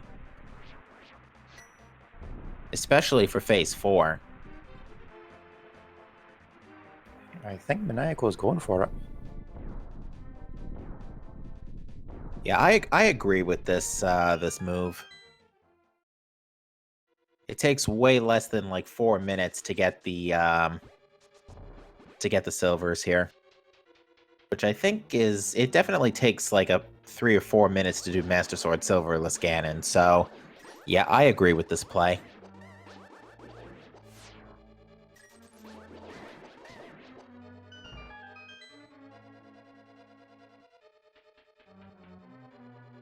Solski remembering to turn on his Spazer. A property of the combo randomizer is if you pick up a Spazer or Plasma Beam in Super Metroid, you must toggle them on manually upon returning.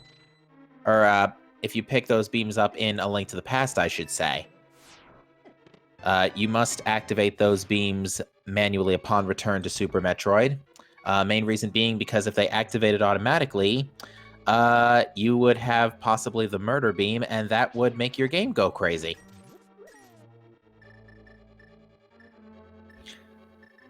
The Murder Beam? I've never heard it called that before. I usually hear it called, like, I think it's called Space Time Beam. For the rare Super Metroid category where you do like the GT code, and then you just keep the beam on and do some weird out-of-bound stuff. Fascinating. To answer a question in chat, the reason Solsky tossed his missiles was to force the Gold Torizo to do this egg attack here that you're seeing. He will only do that egg attack if you're particularly low on missiles. Or I should say, you can manipulate his AI to only do the egg attack if you're lower on missiles. But I believe if you have more than 32 missiles, he has a chance to do the sort of crescent slash move instead of just using the egg attack. Yes, so and that wastes time. Yeah, and that wastes time. And the murder beam, as I was talking about earlier, that is the combination of Spazer and Plasma, which normally the game does not let you do. But if you somehow do manage to get it, it's like Thoris said, not a pleasant time, unless you're doing something fancy. Yeah, the combo randomizer, for safety reasons, just automatically disables them for you. The only way I know to get both beams active is to do something called the GT code, which is quite an interesting Super Metroid speedrun, so I would go check out a run of that.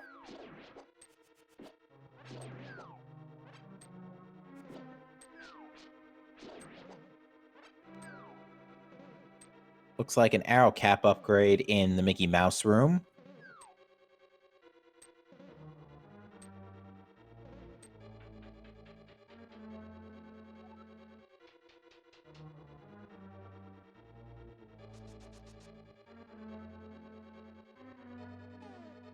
Looks like Solsky is electing to pick up the silver arrows as well.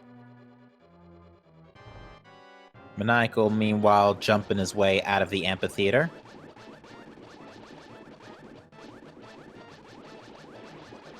I'm sorry, not the amphitheater, the Coliseum. The amphitheater is, has a missile pack. Or has an item.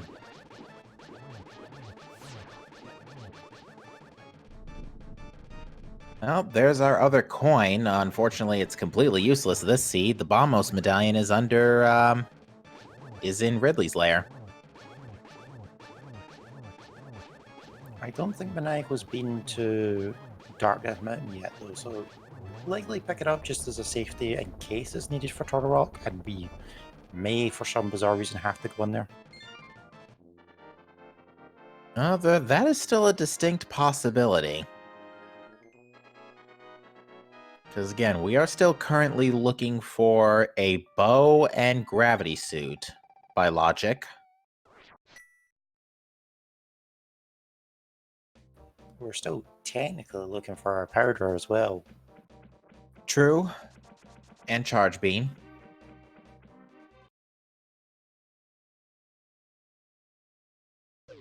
Alright, Miggs is elected to pick up the Ether Medallion as well, so let us now see if Miggs decides to dip Turtle Rock. He's going left, so I imagine this is an Ether Tablet check.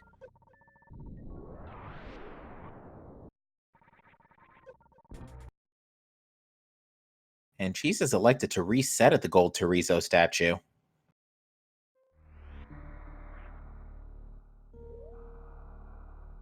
Yeah, Cheese maybe decided not to take this fight without the various suit for the moment. Because you do still take heat damage in that room. That is true. And Cheese and Miggs are both still missing their speed boosters.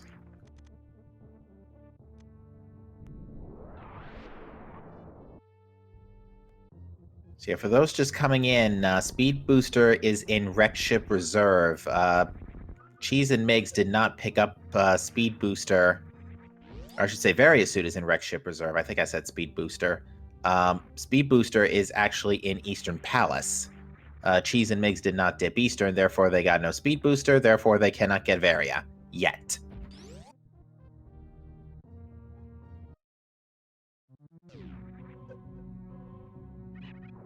Miggs cutting it a little tight with his magic and health for Spike Cave, but manages to pull it off.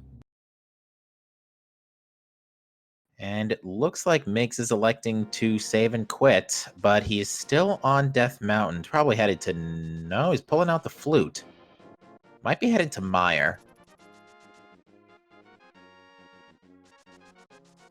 Yeah, it's one of these strange things where if you pull, like, if you're wanting to float anywhere, go to Mountain Cave because it is the fastest exit you can get.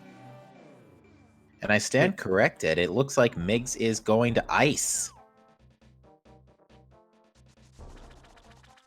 This will be some new information for us. We have 3 items up for grabs in ice as Maniacal is taking on the big pterodactyl.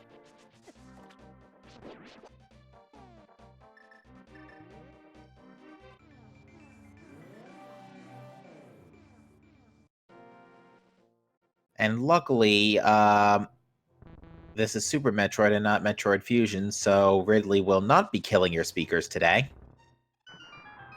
Is Cheese making the play into Swamp? Looks like it.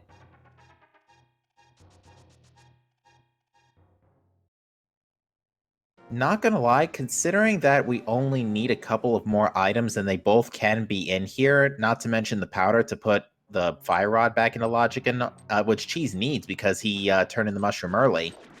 I actually like this play. Oh, and the gravity suit was behind Ridley, so everybody's gonna get that. Probably. You would hope everybody would check that. Now, the big troll at this point would be if Bo is in Meridia.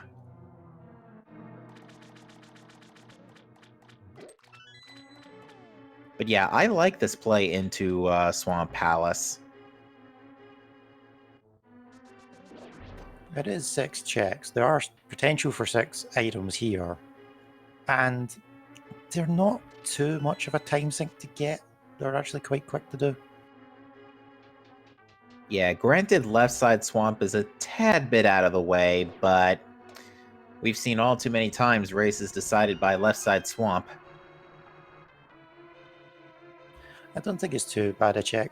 I think the worst bit is when you don't have hookshot, because then you sort of have to do the left chest and then climb back up the stairs and then go to the right side. Whereas with hookshot, you can just hookshot across the gap. Right. Alright, Solsky taking out Ridley is going to be very handsomely rewarded with that gravity suit. It's going to be interesting to see where they decide to go next. Do they go back to A Link to the Past and maybe follow Miggs or Cheese's route to dip Swamp and Ice, or do they go to Meridia? I imagine them both, at least I imagine Solsky going to Meridia. Yeah, I think Meridia would be the safest play. Even though you're going in the front, there's so much checks you can do, and chances are Bo could be in there, or something else that you might need, something that could be really beneficial for you. Ooh, there is half magic in the Ridley escape. Interesting spot to put that. I would wonder if that's worth getting at this point, because you can have silvers. It's not like, oh, there's Churchman. Yeah, it's worth getting now. It's a dire need for half magic. Well, after finding Charge Beam there, I would say it's worth picking it up. You might as well just have them both. It's massive convenience.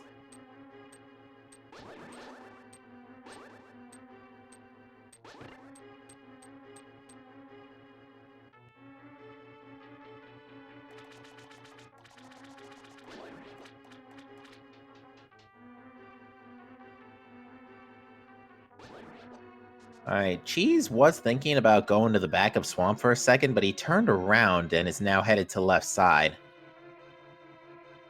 So 2 items, 2 fairly quick back-to-back items in here. Miggs, meanwhile, continuing the trek through Ice Palace.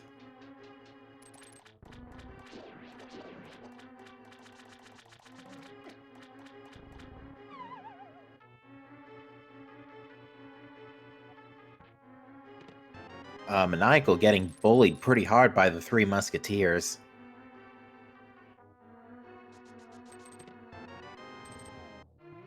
doesn't look like left side swamp had any value. And Franker's Z-Room was just missiles. Yep, just supers and the map at the left side swamp.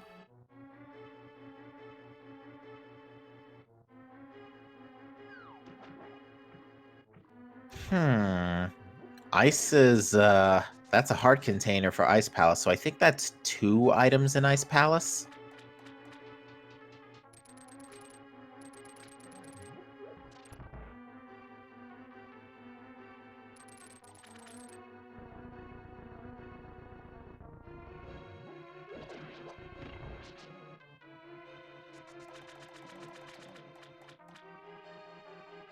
Yeah, I've been trying to keep an eye on cheese inside the swamp palace to see if there's anything in there. I've actually kind of been ignoring Migs.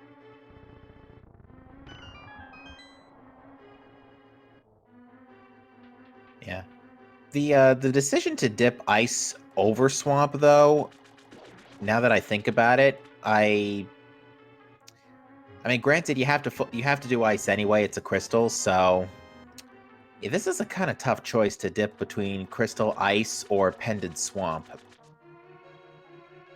first, but both not ending up paying out, unfortunately, which is kind of shocking considering this is a net total of 9 items.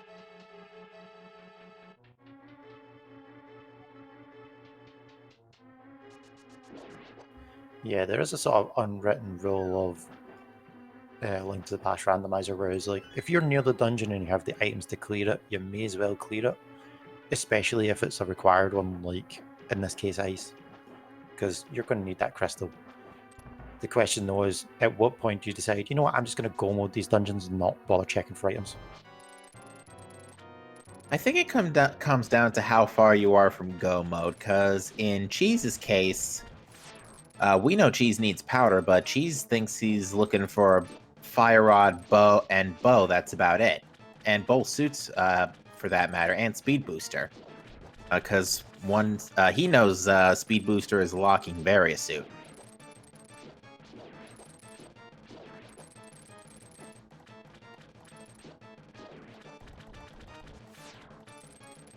Alright, Migs, meanwhile... Migs is out of magic and has not busted the shield on Cold Stare. Does he not have a bottle? It's just red goo that's in it.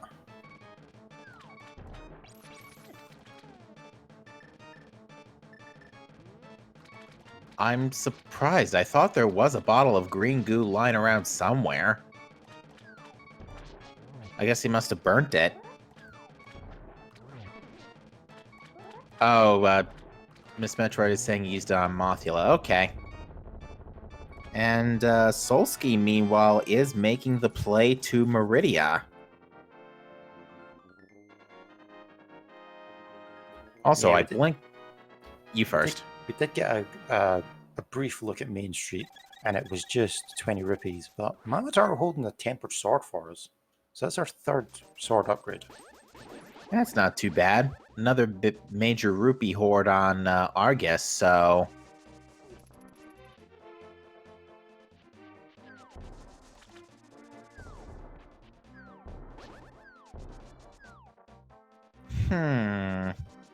Alright, Maniacal is electing to go to Croc instead. Solsky's already checked Croc, to be fair. So Maniacal is just getting this out of the way while he's in the neighborhood. But yeah, 3rd sword upgrade on Mama Turtle, not too bad. And Migs is hell running to Bubble Mountain.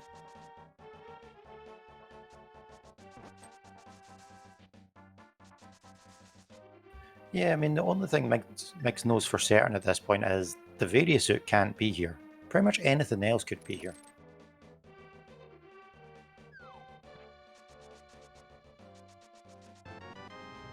And Cheese just found a bottle of green goo on the pyramid ledge.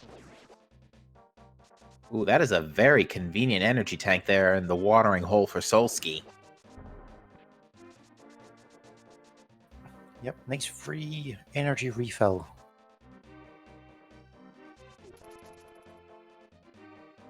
Mix has successfully reached Bubble Mountain, and Cheese is going to Pod. This is a very interesting play to do Pod bowless, although with that potion he just picked up off the pyramid ledge, conveniently we can potion glitch into the bow lock section.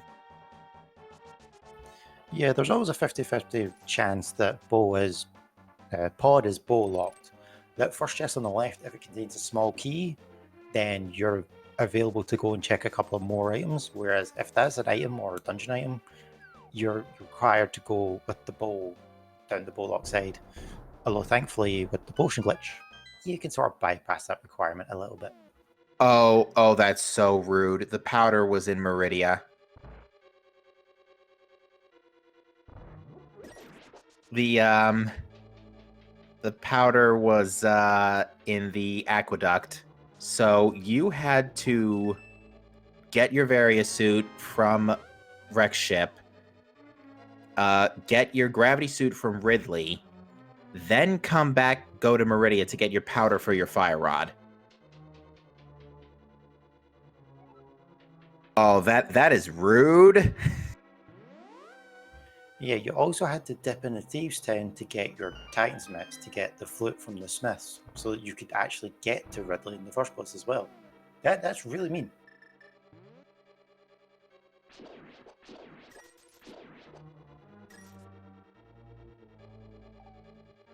Yeah, but if nothing else, it does put the whole logic chain back together.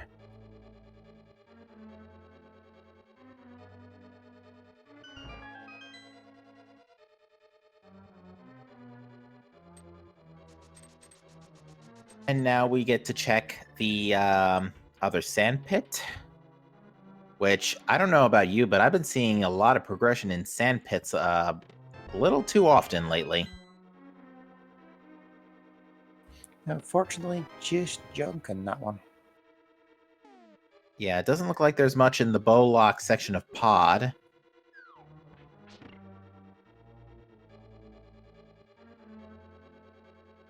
Solsky electing to reset now.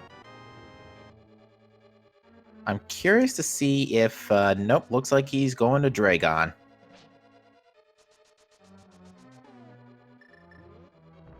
Thought he might be checking Shack Tool real quick, but nope, he's gonna leave that behind.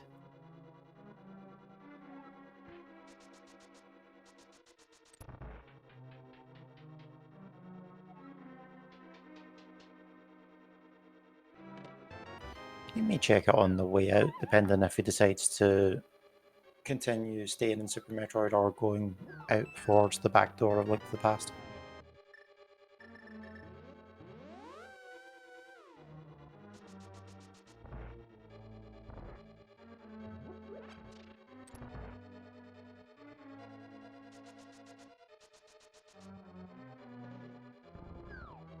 Alright, Mix, meanwhile, I don't think has found anything too crazy in Bubble Mountain.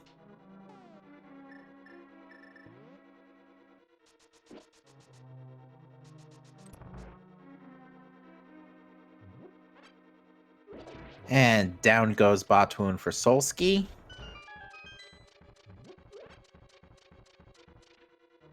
And the prize is just a big 20. Well, there's Pod's big key on top of above the harmless Hellway.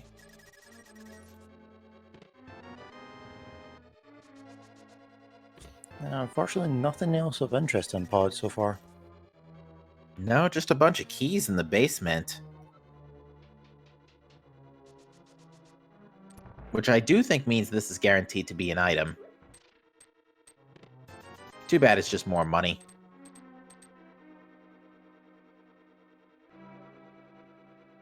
Yeah, we do have Maniacal now making the play into Ice Palace. Yeah, unfortunately, we know that this is just not the play. Unfortunately, which is it's just unfortunate given that we're still looking for Bo, because you would really like to go mode Ice Palace if you could. That is one of the faster dungeons to go mode. Yep, even you just get the ice the bomb jump, and yeah, you just go straight down the left-hand side and just ignore everyone. It's great. And it doesn't look like Cheese found anything good in Pod. But he is mirroring to Eastern, which means he will be getting a speed booster, and by extension, his may start thinking about heading back to Rex Ship to pick up that Varia suit. To answer question chat, Miggs ran out of magic before he could crack Cold Stare's shell, so he had to nope out of ice before clearing it. Solsky, meanwhile, getting some very nice fried shrimp on the table.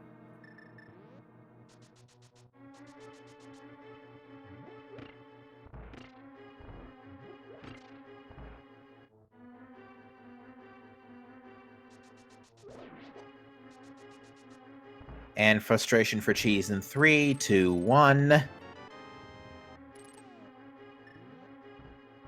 Yeah, he's There's frustrated. And the quake.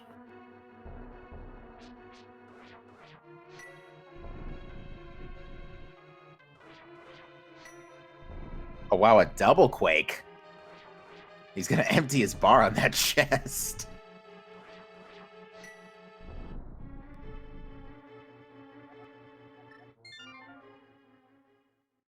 Oh man. I've not seen a triple frustration quake on a chest before, I'm not gonna lie. Yeah, it's just one of these unfortunate things where, in terms of the logic, that is what's called a sphere zero check. You can just go check that first thing you do when you open the game. There's no restrictions whatever. And because it's in a dungeon and because the dungeon has extra requirements on it, people do like to skip Eastern Palace. I know myself, I love to skip Eastern Palace. And just unfortunately, this is one of these times where that is really important this time around. Yeah, it's just so unfortunate because this is part of the obnoxious chain to logically get the fire rod. Which this is like another, just like 2 weeks ago where fire rod was obnoxious. Not as bad as it was this week wasn't as bad as 2 weeks ago, but this is still not much better.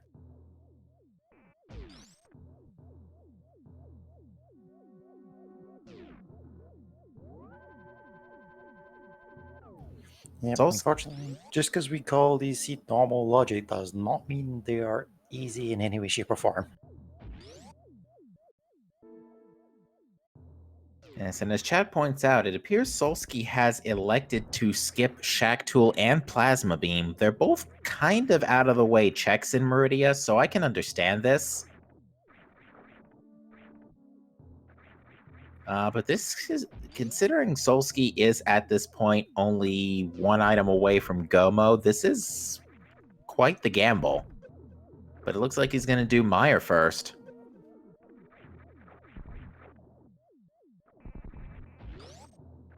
Yeah, I like to go on the premise of if you've only got one item left, check your required dungeons because chances are you're going to find it in them. I think for us at this point, because of what we know from being the commentators, except from Shactil and Plasma, I think the only place we've not really seen it is Turtle Rock at this point. Yeah, that's the only dungeon we haven't dived. We full cleared Skull Woods. We can't get to... we haven't seen Cold Stare. Or no, we did see... Well, we're about to see Cold Stare from Maniacal anyway, so... I hope. He's really low on health. Okay, he's got Blue Goo. But yeah, this is actually going to be our first Cold Stare check here, so...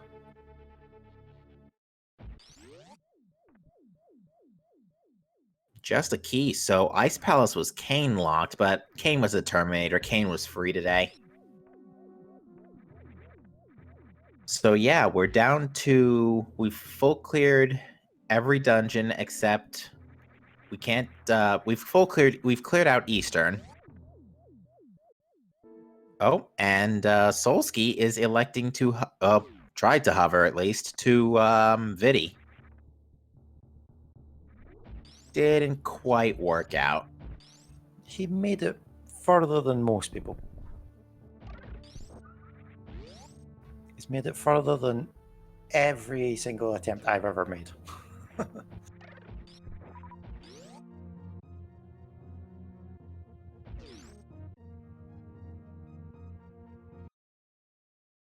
Yeah, we've seen all the items in Eastern. Pod was barren.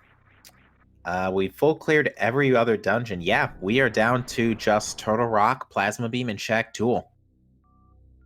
And we can get to all three of them.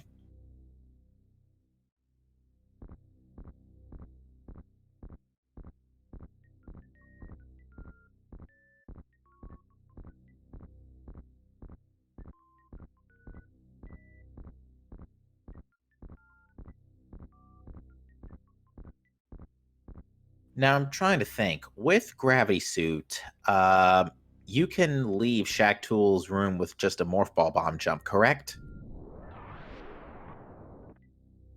Or does that You- absolutely require Jump Ball? You could do it with Infinite Bomb Jump, yeah. You could also do what's called like the Alcatraz escape, where you wall jump up and morph as you're coming off the wall Right. And is to that get up in that extra height. and are any of those in logic for hard mode? Or I should say normal mode. Because I just want to see if I know the if Spring Alcatraz Ball escape is isn't in logic for normal. I believe bomb jump should be in logic for normal, but I'm not 100% sure. yeah, because the thing that's going through my mind is if Spring Ball is mid-air morphs are fine for normal mode. Okay. I was thinking that if turns out you need Spring Ball, then guess what? This was supposed to be an Oops All Dungeons seed if Bo was on Shack Tool. But not the case.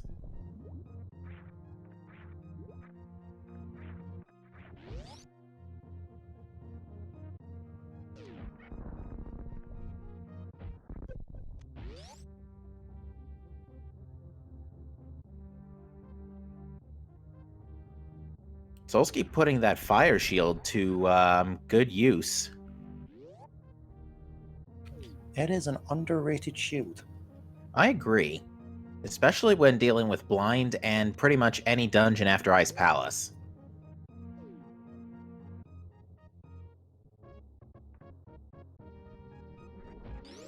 Alright, Maniacal is now taking on Dragon. This should be a fairly quick fight for him. He's doing good on super missiles as well. He does have the minimum super missiles for Mother Brain. But granted, he's also got Charge Beam. But Charge Ice Wave Spazer... It's only second most powerful beam, but even still... Would like to see Plasma before too long. I wouldn't be surprised if Plasma Beam is vanilla at this point. And Maniacal using rapid fire missiles to take down Dragon, very effective. Yeah, I think he got him on the first fly pass there. Yeah, not too bad. A most powerful beam without plasma. Okay, thank you, chat.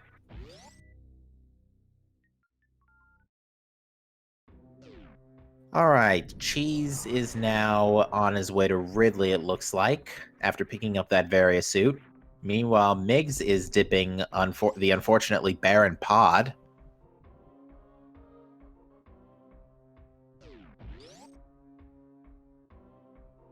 So just he's finished up Mire now, so the question is does he go straight to Ice Palace and just full clear that? Or does he make a run for the Bombos tablet and then go to Turtle Rock? Because yeah, his ice rod's chilling on the Bombos tablet still, quite literally. Which, thinking about it, that's a bit of an oxymoron, isn't it? Ice rod on the Bombos tablet. You mean the like alternative fire weapon that we use in the game?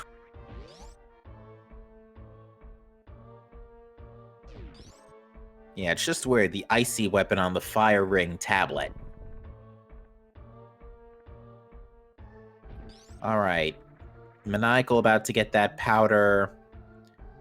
And discover the full logic chain for that sequence on his end. He's checking the sand pits. We'll see if a shack tool check is integrated into this. Although he seems to... He's going to take a quick save first. Yeah, you always want to save before you check these sandpits, because if you go down and it's junk, you have to do a full loop to get back around. Ooh, Mig's successfully performing a mimic clip rather than a potion glitch to get that red mimic off the screen. Nicely done.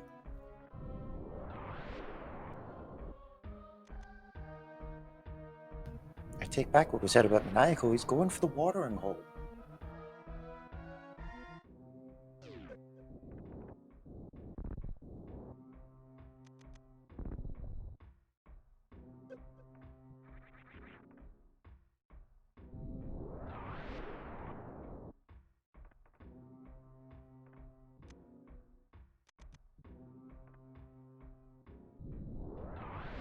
All right, so we have a little bit of downtime here while everybody's just kind of sweeping through each other's checks, albeit in different orders. So while we're continuing our bow hunt here, take a minute, if you have not already, to give these runners a follow, because they have been putting on a great show for you this afternoon.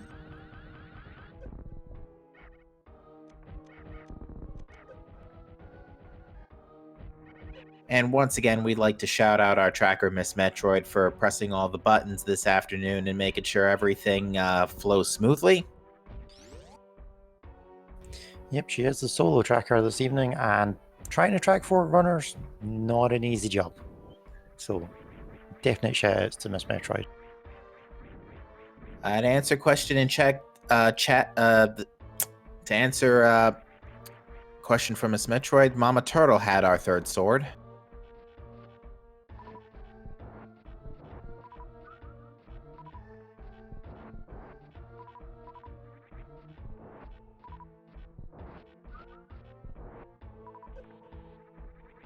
And Maniacal picking up that tempered sword now.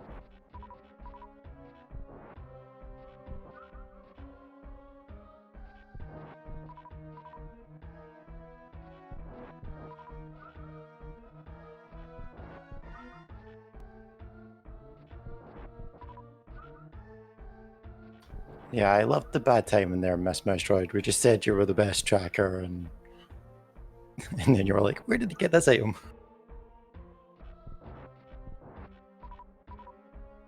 I mean, the question was asked. I mean, again, watching 4 runners is very difficult.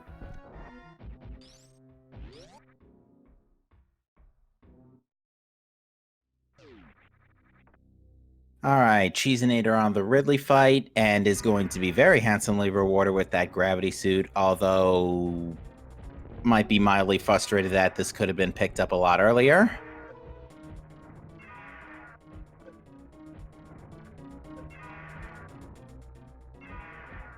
And Megs is about to pick up their speed booster, and will possibly end up going back to Red Ship to get up their Vadia suit.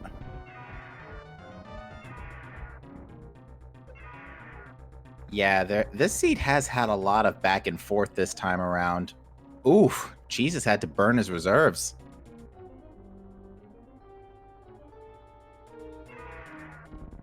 Oh, Maniacal is giving us a shack tool check, I believe. Oh, nope, never mind. That is not the way to shack tool. Nope, that's a plasma check. Decided to climb the toilet. I will never understand the Zeb's plumbing system.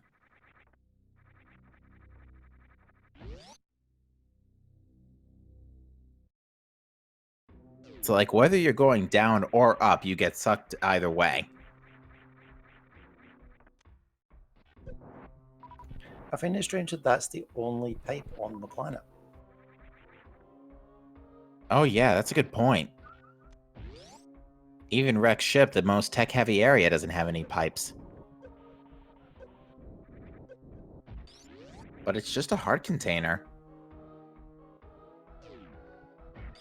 And Maniacal elects to reset again.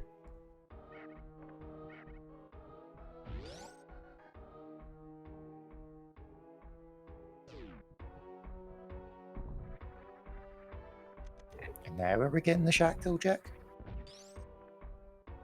We'll see. Given that he's taken out Dragon and he's going into a sand pit, yeah, I think this is a shack tool check here.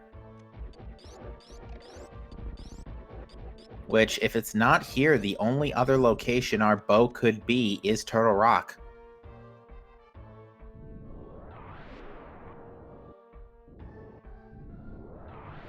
He's also throwing in a right side sand pit check while he's at it. But yeah, still going right. This is a shack tool check. Here we go. Or not.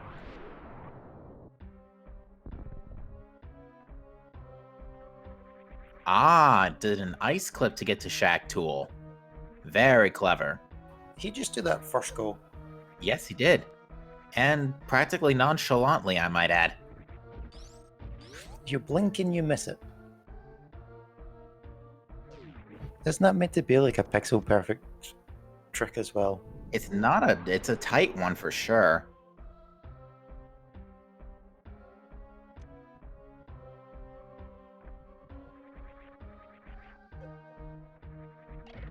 But yeah, we're... Solski's now finished up Ice Palace, so... We'll see. Solski hasn't pulled out his flute. I think he's going to Swamp. And our reward for the shack tool dive is... the shovel! The one fetch quest we haven't followed yet. Forgot entirely about the shovel. I totally forgot about the shovel too. This is going to be hilarious if the bow is on the shovel.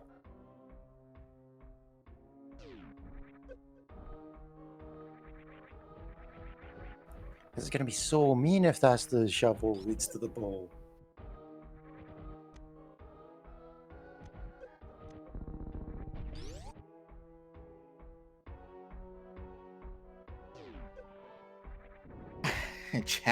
Chad giving us a good one there. He wasn't really Shack Tool. He was more of the tool shack. Shack Tool had the tools in his shack. Well, now we know how he digs through all that sand so easily. He had the shovel. Exactly. Did Solski not check the front of Escape? I don't think so. Front of Escape is another location that tends to be skipped early if you end up getting enough progression, but I don't think there was anything in here.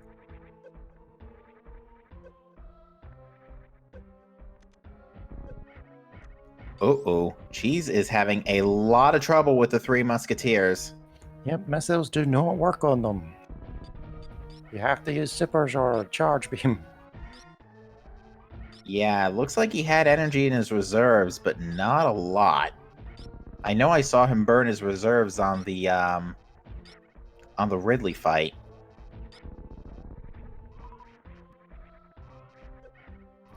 Yeah, those musketeers, those key hunters still hurt. Even with both suits, they still do like 50 energy. So 2 hits it loses an energy tank.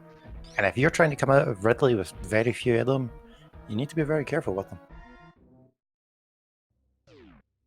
Yeah, a little scary there, but Cheese pulls it off and gets out. Miggs, meanwhile, on his way to pick up Various suit.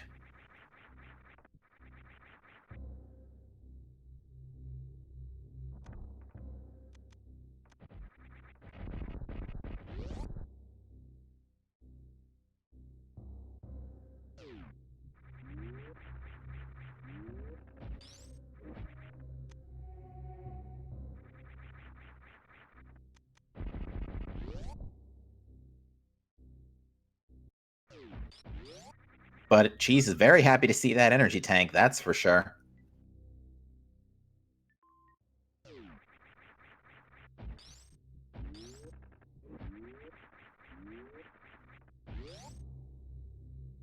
Alright. So Solski. Front of escape was barren. Now what do you do?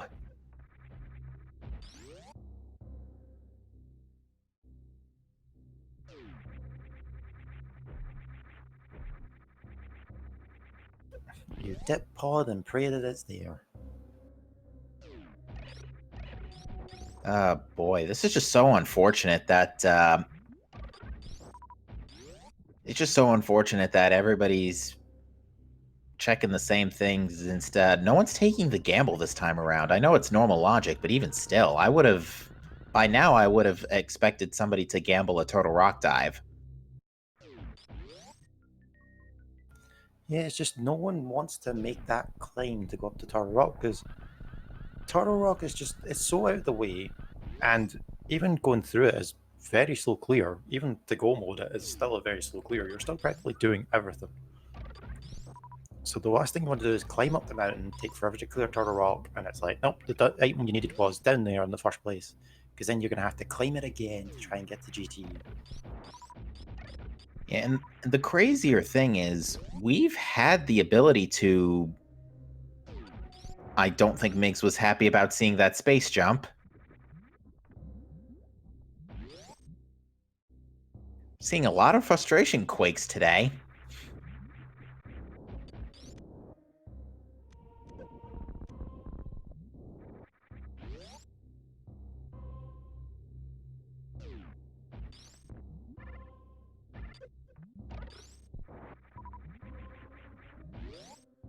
I imagine...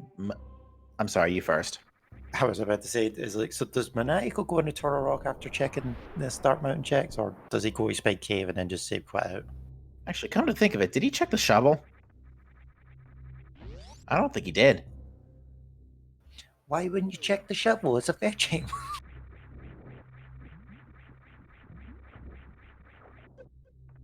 Oh, you know why? He didn't check the shovel because he came out the Death Mountain portal from Norfair. That's why. Still check the shovel. Come on, you went to Shacked Hill for that one check. It's like you might want to make sure it leads somewhere.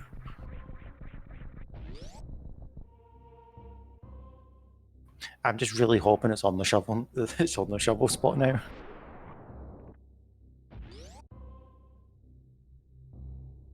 And I think... Sorry, go ahead. I think Maniacal just realized he forgot to get that ether tablet, ether medallion.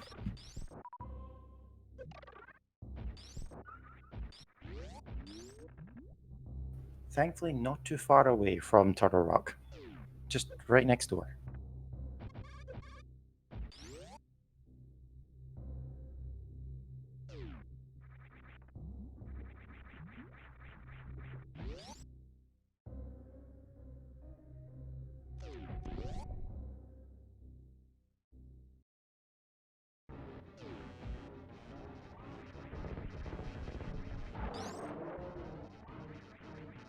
Oh, Migs is actually in a lot of trouble right now. Oh, and he still has to lay a power bomb. Yeah, good idea to manually activate his reserves there. You do not want that ticking while you're in the acid, because you'll still take the acid damage while you're refilling. Whew. That was close, but he still got to get through worst room in the game. Luckily has space jump now, so it's not too bad, but still. I mean, worst case scenario, you could just deliberately damage boost down and do a crystal flash to restore his HP. Fair enough. Alrighty, Maniacal, our first runner to dip Turtle Rock. Pendant Turtle Rock.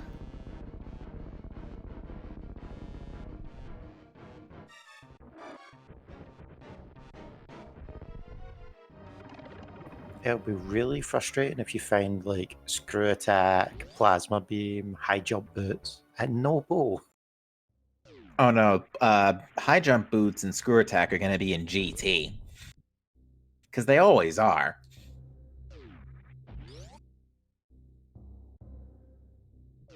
Yep, if they are not your logical access to certain areas, then chances are they're in GT. Because just because it's a major item in Super Metroid doesn't necessarily negate it from being a GT, even though there are certain rules against it. Yeah, any mandatory logical progression like suits cannot be in GT.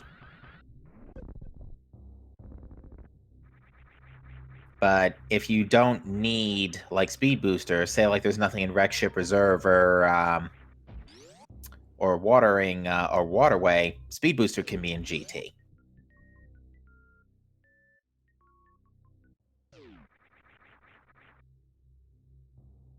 And that's not fun when it's there.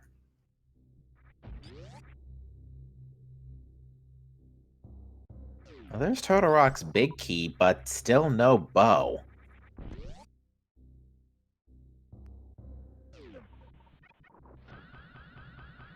Solsky, meanwhile, is dipping Swamp now. He's probably going to full clear it. Now, Solsky doesn't find anything here. This is where I imagine he's going to pick up that Ice Rod from Bombo's tablet and go to Death Mountain. Because at this point, he's not going back to Meridia to check Shack Tool or Plasma Beam.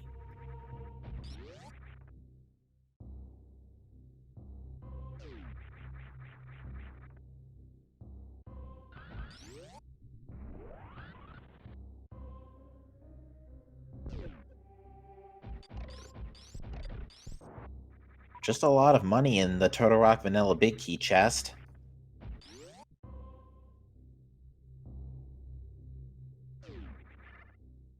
Yep, so only 2 checks now before we get to Laser Bridge. So we've got the big key chest and our crystal roller check. We also do have Mimic Cave.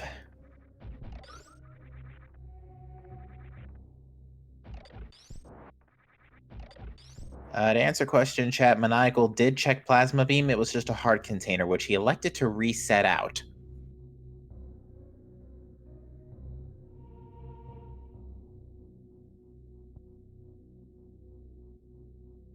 I forgot about Mimic Cave.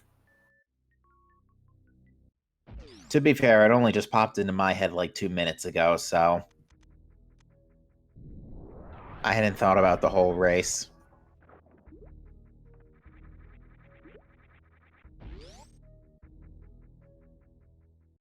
That one Mimic slipped underneath there. Yeah, sometimes they like to be fly and try and sneak away from you like that. Those darn sub-pixels.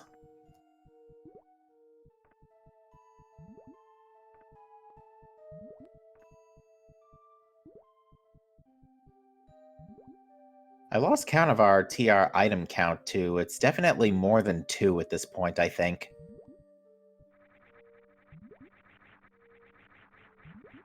But Big Chest just having a map, so I think it's down to Laser Bridge and Trinex. I think there's actually 3 items left to find in here. And yeah, that chest had to be a key. So there's definitely a key on Laser Bridge. We saw the map. Did we see the compass?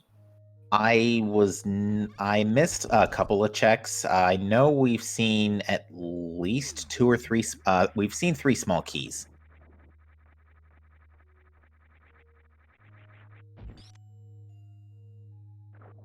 Yeah, so we've got 3 item checks left in, or 4, depending on if we saw the compass or not.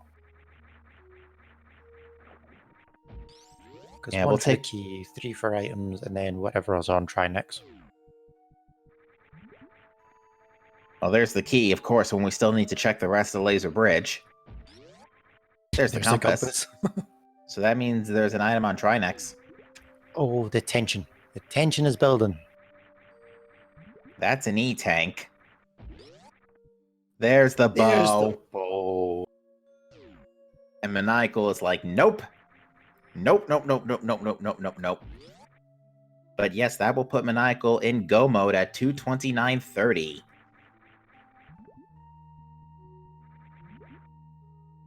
Solsky, meanwhile, has just picked up that ice rod from Bamo's tablet, and now he's on his way to Turtle Rock. Yep, knowing where that ice rod is, you would pick it up just on the rare circumstance that your item is on try now.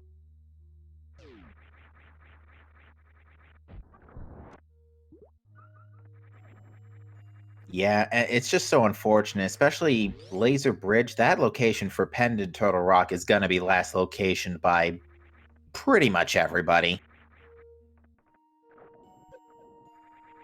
Just thinking, did Maniacal dip into Swamp Palace?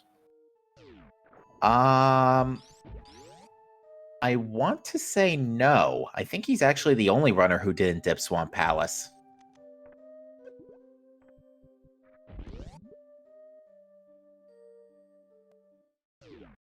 Or, yeah, Migs didn't dip Swamp either. I think he, as soon as he found the speed booster, he followed that to Varia and inevitably Gravity. Cheese getting the powder, which we'll see how soon he turns that in for his Fire Rod.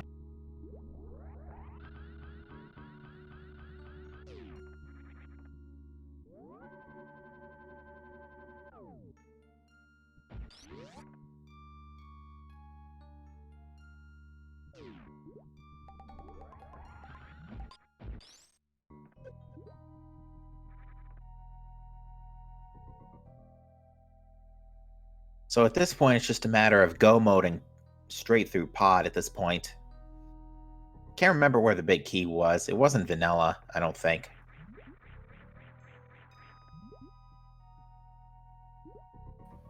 I think it was in the basement, but don't quote me on. Oh yeah, it was just above Harmless Hellway. It was that chest.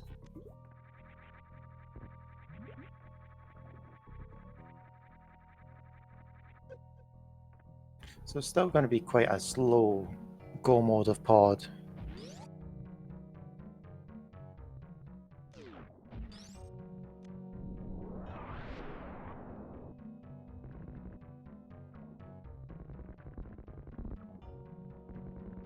The ideal version of pod, if you want to go mode it, is you go down the bow side, you get a small key, you get the big key, and then you can just rush straight to King Helmasaur at that point.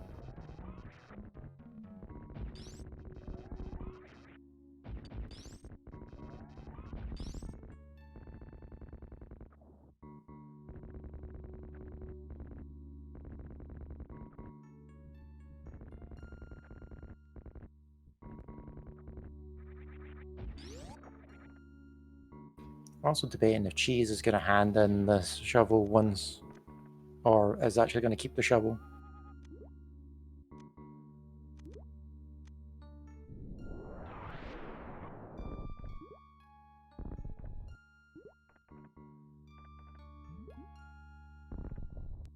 Alright, looks like Maniacal elects not to hammer Yump, but Cheese picks up the shovel.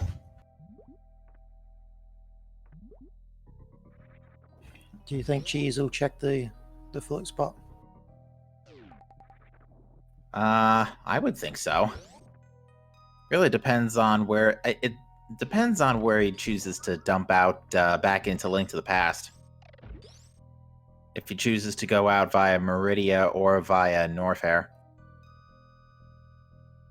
I think if he goes out via the Meridia portal, he'll save and quit back to Link's house, and then flute to Death Mountain.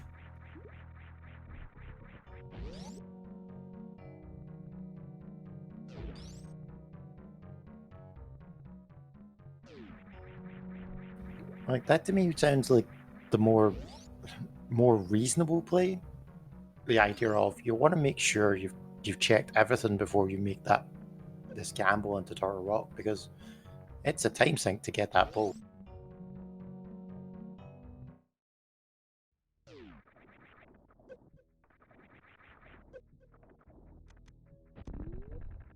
Chat brings up a good point. Maniacal was checking chests. Still check. He might be looking for screw attack or high jump boots. Or Plasma Beam, as Miss Metroid points out. Watch Plasma Beam be on the shovel spot. Yeah, it's definitely not keys, because he has two.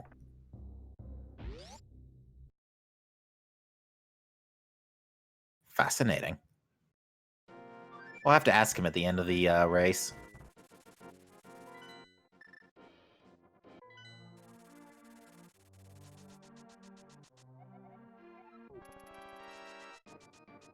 Cheesinator has to run away from the guard because apparently he's labeled as a creeper. I do like that line change they added for the randomizer. And Cheese about to get his fire rod. Now, actually, was the key layout in Turtle Rock generous enough that we could have gone to Laser Bridge without fire rod? Or did we need fire rod for a key? I don't think we did. Yeah, because there wasn't a key in the vanilla big key chest. So yeah, I'd like to think you could have gone to Laser Bridge without fire rod, meaning that this whole powder logic chain wasn't necessarily required for the bow. Actually, no, it was fire rod locked. Because Okay. there was a key in the map chest, which is the first one, and then the big key was in the chain chomp room, so you would have needed a second key to get through that. Okay. So yeah, bow was also part of that obnoxious fire rod chain.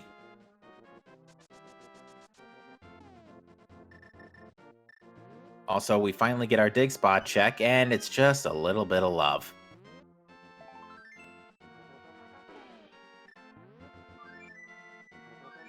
Well, that's no fun.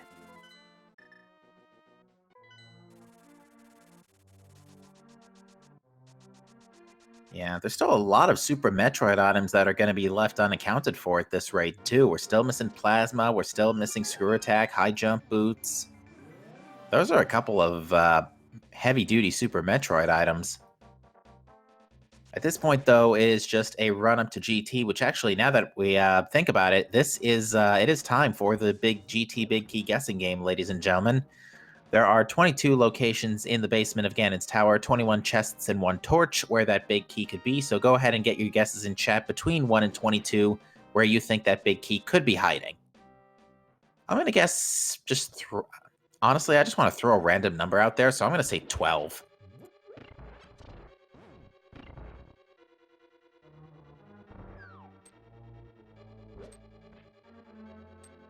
I think I'm going to go with 9.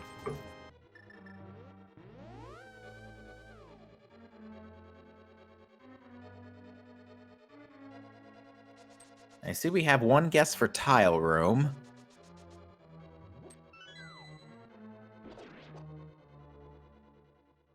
And we will cut off the guesses in just a second once Maniacal enters GT.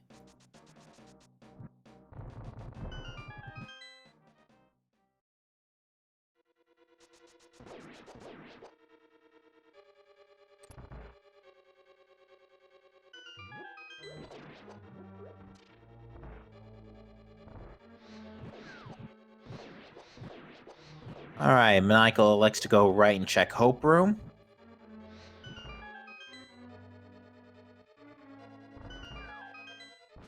Chest number 1, Energy Tank. Chest 2, Small Key, which compels Maniacal to go full right.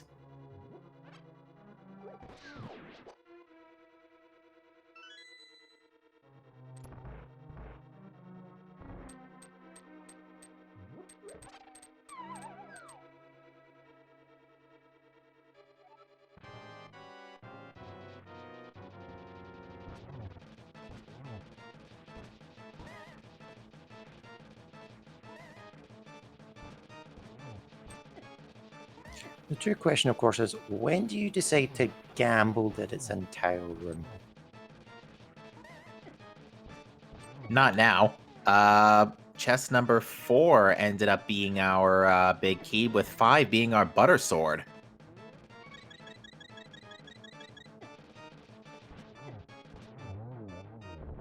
And I'm taking a look at the playback. Nobody guessed, or the chat, I should say. Nobody guessed 4. Closest we've got is the Kuchiri, who guessed a 5. So bonus points for finding the butter sword. Yeah, to be fair, 5 did have Butter Sword, so 5 was still a good guess. So, it's actually kind of funny. We went from wondering whether or not Maniacal was going to have to do Master Sword Silverless, and now we're on Butter Sword with Silver Arrows.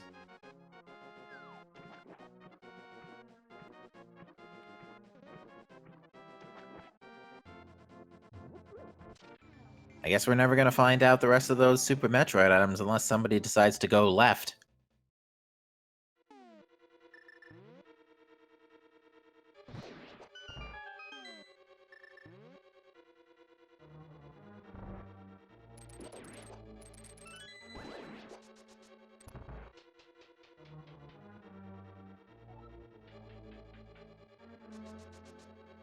Maniacal absolutely slicing and dicing his way through the gauntlet.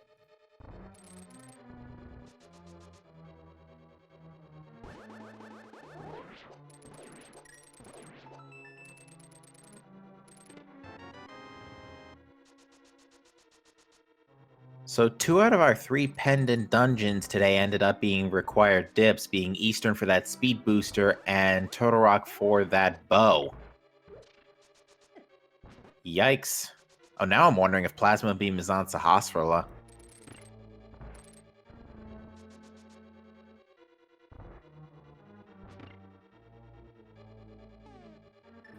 Yep, that feels like a very out the way check at this point.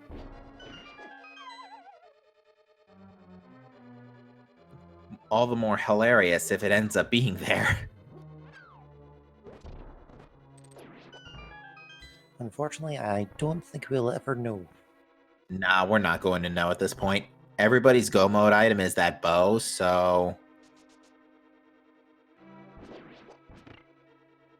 when they get that, they're going to finish pot and go straight to GT.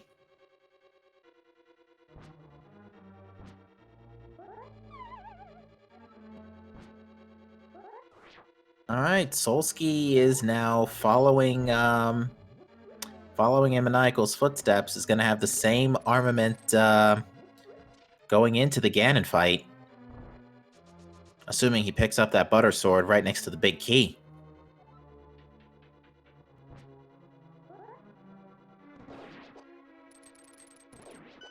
Yeah, I don't think I've ever saw someone get the key out of one of the 4 chests and then just immediately leave without checking the remaining chests in the room. I think it really, I've seen it happen a couple times. It usually, in my experience, from what I've seen, happens when runners feel like they're particularly behind. I'm not sure if Solski feels that way right now. Granted, he could do this without Butter Sword, but even still. All of our runners could probably handle everything without Butter Sword, no problem.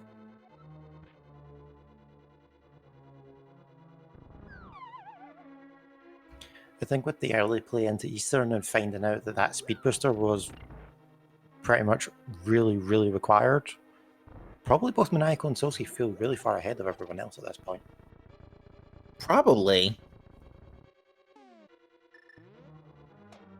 Yeah, he's getting Butter Sword.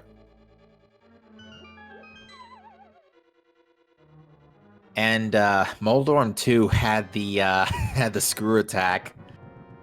Oh, what timing to pick that up, right?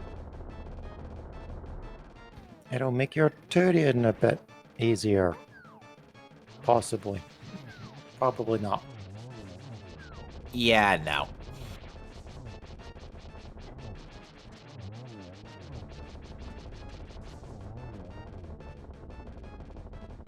Maniacal taking down Agatu. And now it is time to face the big pig.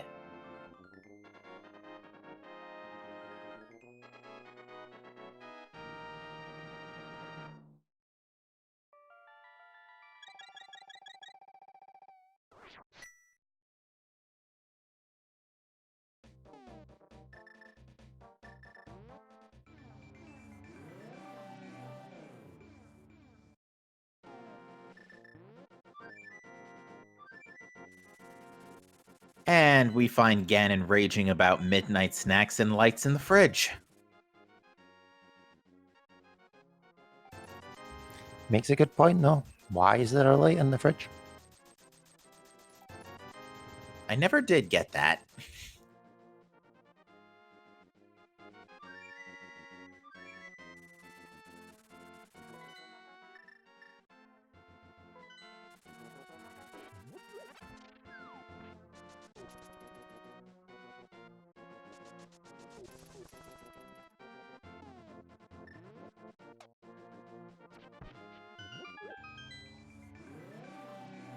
Solskjaer also making very quick work of the gauntlet in GT.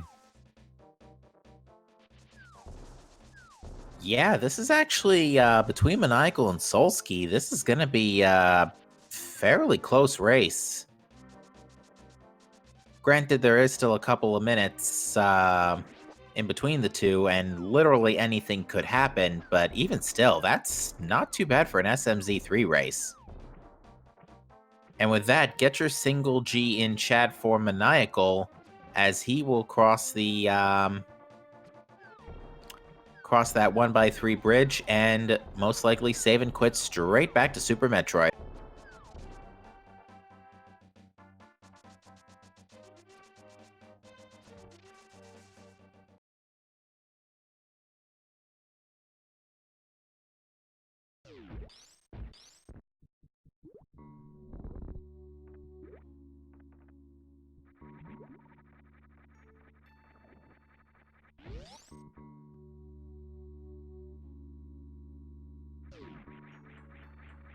For it being such a almost troll-like logic seed, it's still being pretty well done and pretty fast.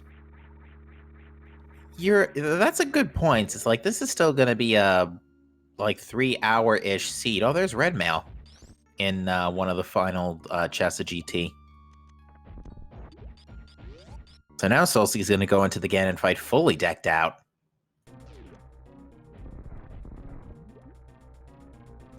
Meanwhile, Mig's delivering a couple of wave beam shots to Shacktool's Achilles' heels.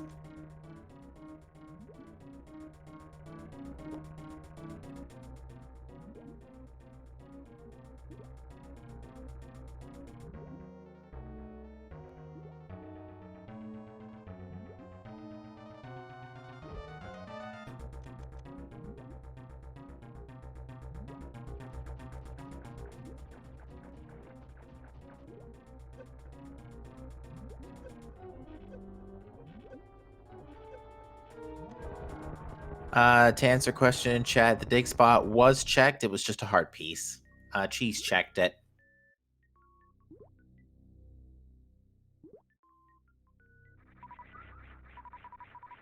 And Bo was on Laser Bridge.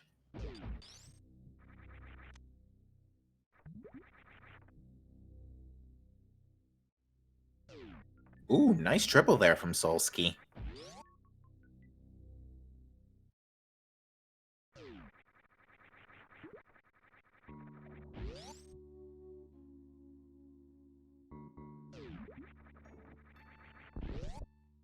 Alright, Solsky now facing the big pig.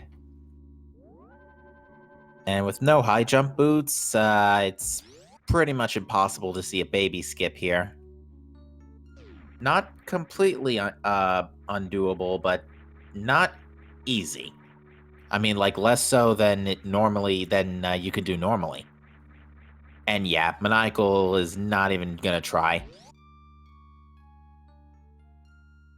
Yeah, the time investment to get it to work, it's just not worth it. Just get grabbed, remember to race right, and you're good to go.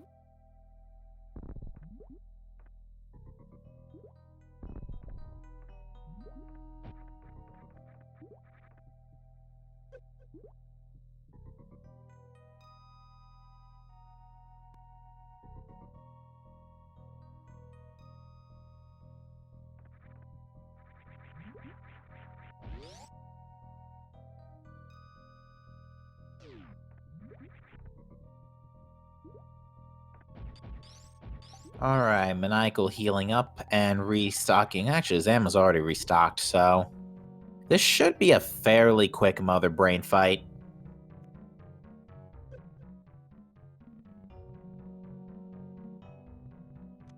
Yeah, with 70 supers, more than enough. Whoa, Solsky getting a triple there with the silvers. Nicely done. Get a single G in chat for Solsky.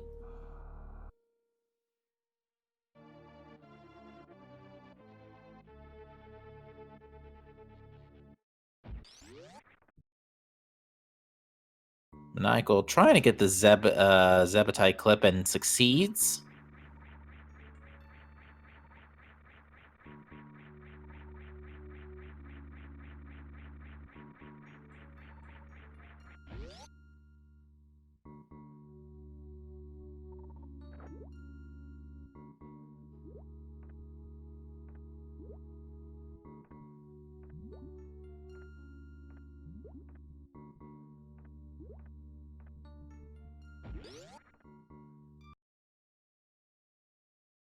All right, we've got Maniacal fighting Mother Brain. Solsky now entering Brinstar to come.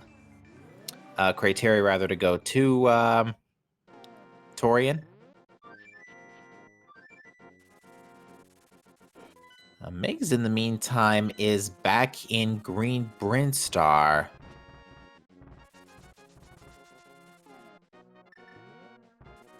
Oh, he's going to check.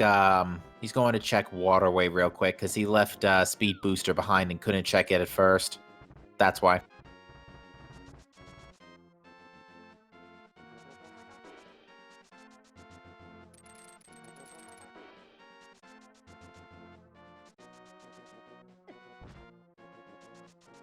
Michael electing not to perform stand-up glitch here. Granted, it doesn't do that much work unless you have charged plasma, but even still.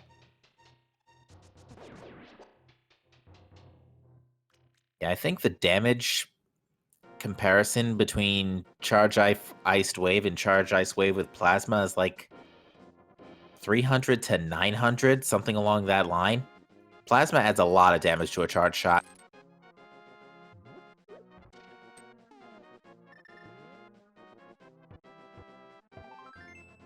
I never get my Super Metroid numbers right. I know a fully charged Quispy Beam shot is 900 damage. Yeah, I know like the base numbers, so like Missile's 100, Supers are 300, full Crispy Beam's 900. But anything beyond that is like, yep, that's not my territory.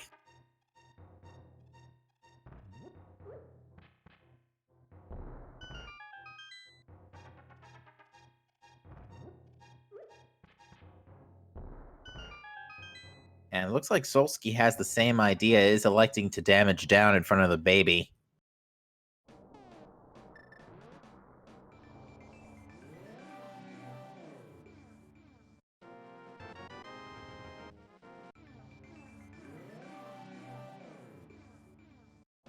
And 38 Rainbow Beam shots into Mother Brain later.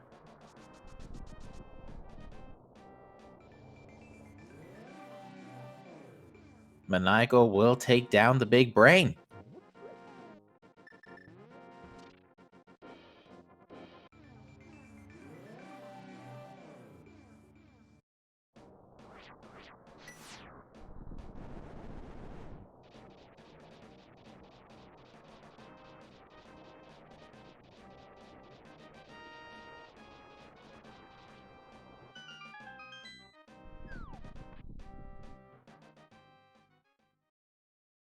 I All think it's right. safe to say that with Maniacal in the escape at the time, and despite this being an almost 100% seed, he's still going to sub 3 hours this.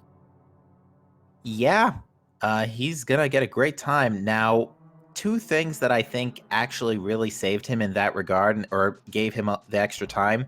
He did not dip Swamp, and he did not dip Pod until the very end. And he also got early Speed Booster and Fake Powder.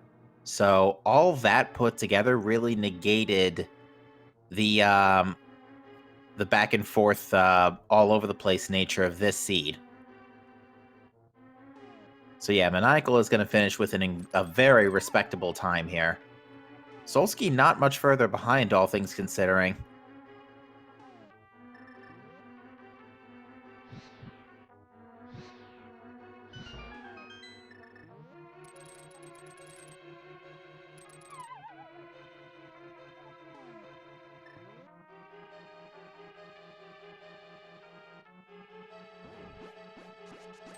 And with that, ladies and gentlemen, get your GGs in chat from Maniacal, who finishes in first place on Restream and first place amongst our community racers this afternoon with an official SRL time of 2:55.28. Yep, GG's indeed.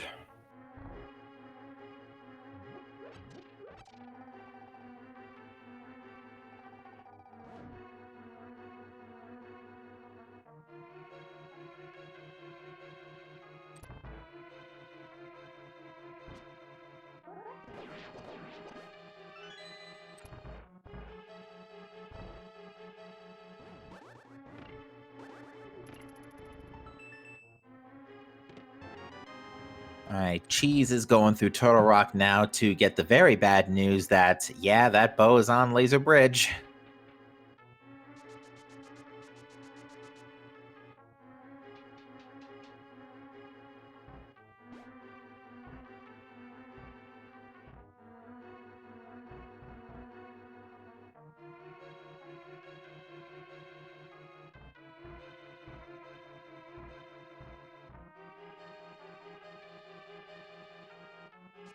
Yeah, Brasingham, the gravity suit is behind Ridley.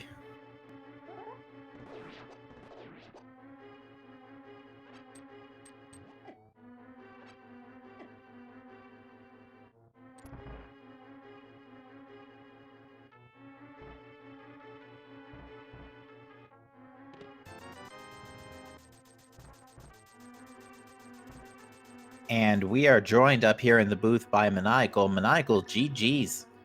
Hey, thanks. GG, Captain. Yep, GG.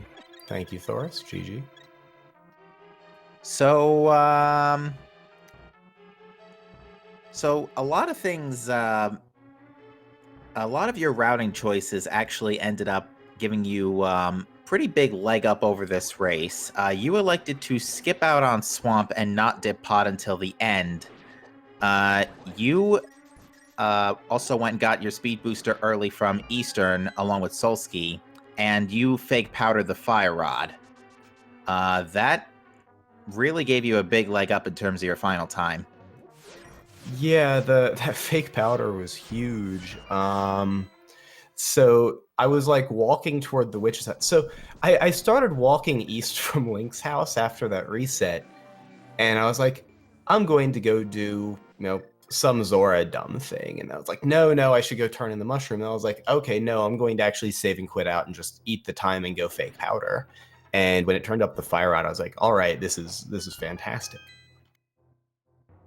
And so I stayed out of Swamp and Pod kind of on the idea that the spheres that I found, the things that put them in logic and put other things in logic that I also like, that I'd found progression in those spheres already, basically. And when I found Powder in Aqueduct, which was behind Ridley, so behind Varia, I really, really wanted to push behind the Fire Rod because that was kind of the most down logic item that I had, which is what put me finally up to Death Mountain and Turtle Rock. And I wasn't shocked at all to find the bow in there, but it did take, an hour to piece it all together. Yeah, we were starting to think the bow was on Shack Tool's shovel there for a second. Yeah, when Shack Tool had that shovel and I couldn't reset it, I was sad. But I did never check it. Did anyone ever go dig up what was there? Yeah, Cheese did. It was just a piece of heart. Okay, cool. Yeah, not even Plasma Beam or something else. That would have been really nice. How about Screw Attack in the Moldorm 2 chest? Oh, I was so sad. I was... Because, there's one item you don't want to find, and there's two items you want to find. Plasma and high jump boots.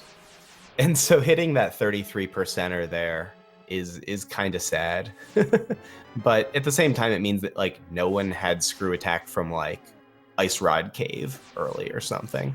Because there were a lot of locations that I ended up not doing. Like I never got over to Pyramid Catfish, never got to Ice Rod Cave. I should have mirrored and done Ice Rod Cave on my way out of, or on my way to Meridia, and I totally forgot. And then I was like, well, we're stuck on this now. And so like there were a bunch of little one-offs that kind of were next up if Turtle Rock didn't turn out to have the bow. So it was going to be Spike Cave to Ether Tablet to some of the pyramid to Catfish check, and probably Diving Pod after that. And looking for bow and pod was sort of the route that I had planned out in terms of how I was going to approach it, because I'd already full cleared Super Metroid. All right, well, we do want to interrupt for a second to say that Solski has finished his race in second place on Restream, third place amongst community with an SRL time of 2:59.51. He was beaten by Nitorific, who took second place with a time of 2:58.44. Solski will be joining us up in the booth in just a couple of minutes.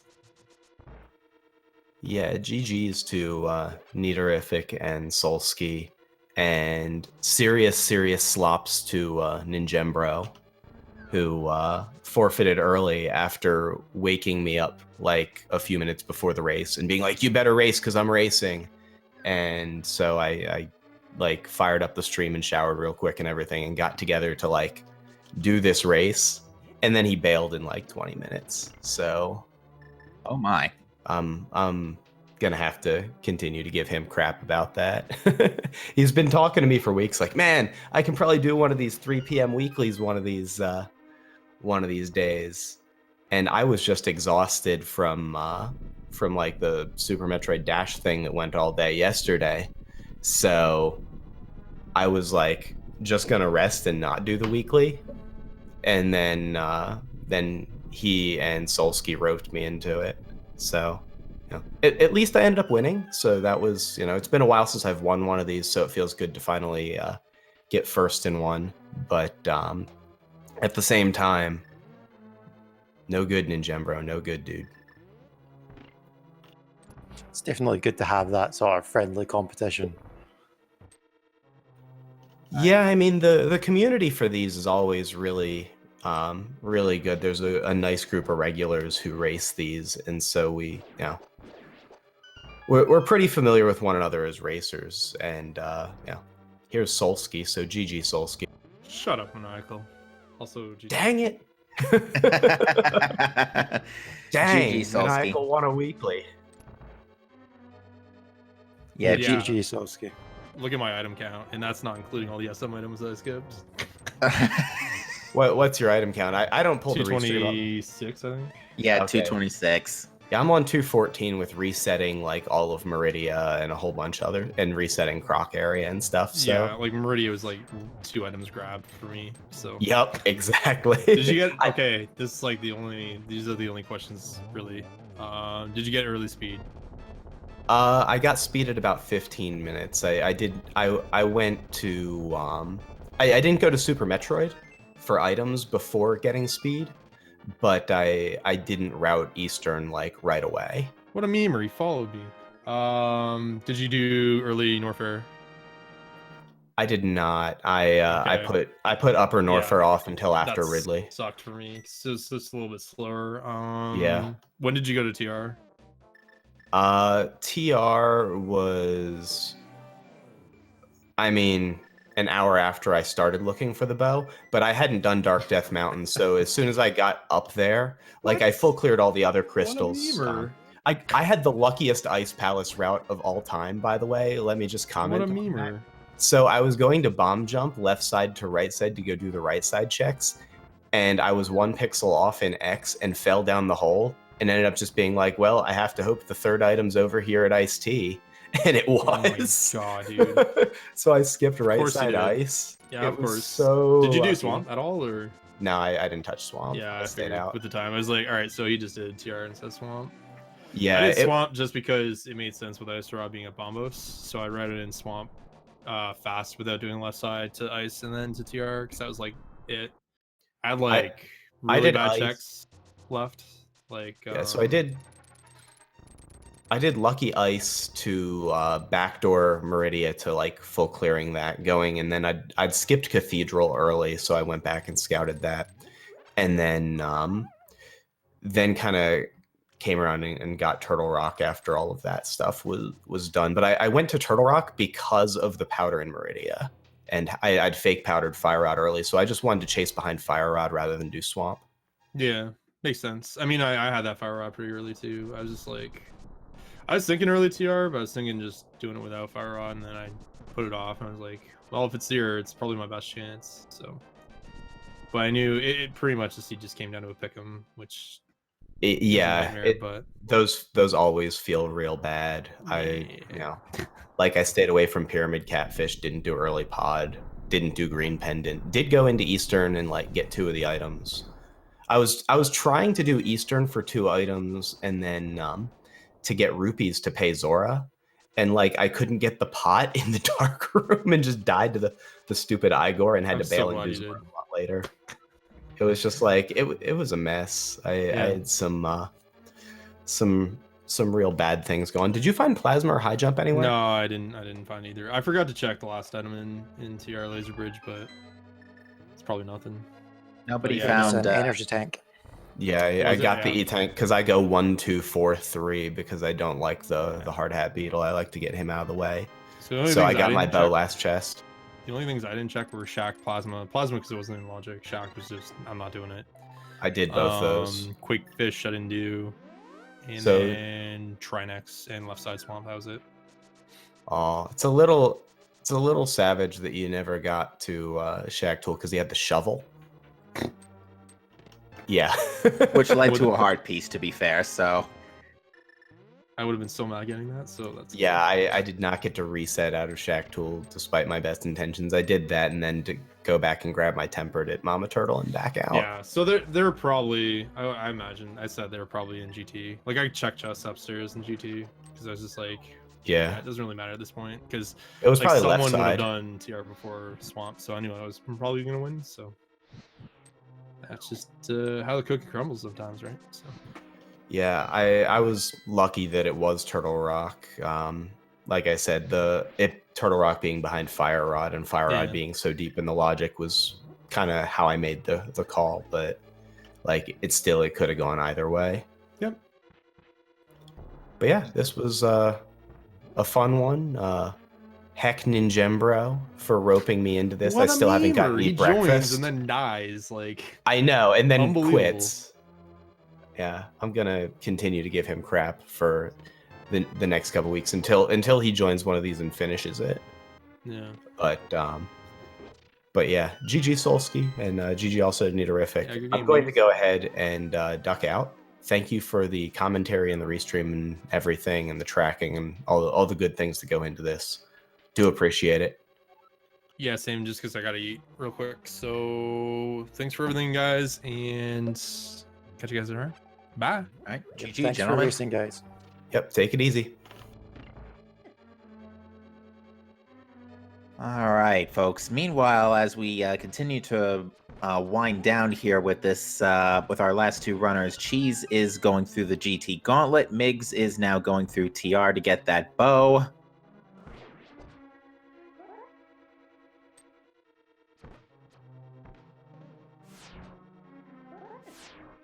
And yeah, folks, we're gonna be Cheeseinator actually should be noted. Cheese did not pick up the tempered sword. Oh no, he's on butter. Never mind. I was looking at his tracker, but no, he's got butter sword. He did not, however, pick up the silver arrows out of Showcase Showdown, so he's going to be going into this butter sword silver list. But it is butter sword, to be fair. And Migs looks like he's on tempered, but also is missing silver arrows. So we're going to be seeing some silverless again in here tonight, folks. Yeah, thankfully with it being butter, it's not too much of an issue. It's very, very simple to do without silvers.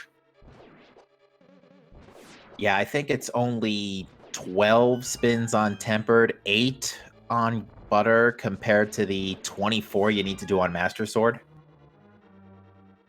for phase 4. Because all the other Yeah. phases you could just slash. Yeah, and with Cheese and Megs finding the speed booster and getting the Vade suit extremely late compared to probably everyone else on the seed, they're going to feel behind, so they're not going to spend the time to go and pick up those silvers when, if they're confident enough doing it with Master Sword or with the chance of finding a tempered or the butter sword on the way up.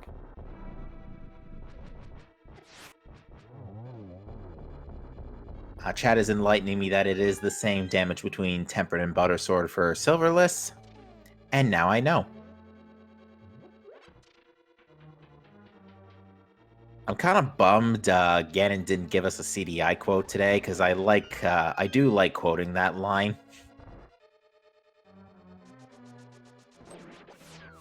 Join me, and I will make your face the greatest in the Dark World, or else you will die.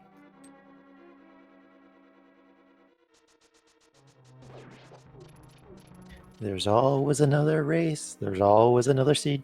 There's always another opportunity for you. There's always tomorrow night, which will be a hard mode spoiler log race for SMZ3.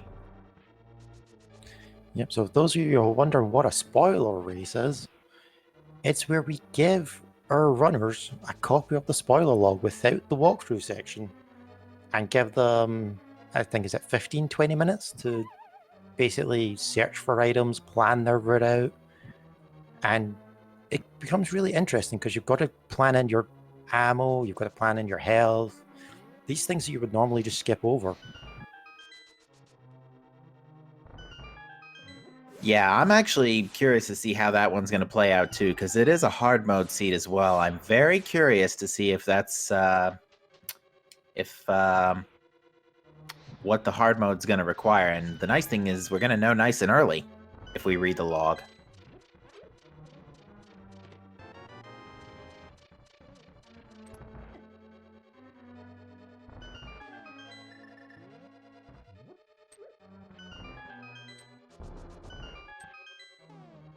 So yeah, let's talk while we're still clearing out GT here. Let's just sort of if anyone's maybe just coming in, wants to, or is came in a bit late, let's just kind of tell you folks how this all came down. So we started out with fairly trivial Dark World access. We found Moon Pearl was in Rex Ship. We got early Speed Booster in Eastern Palace.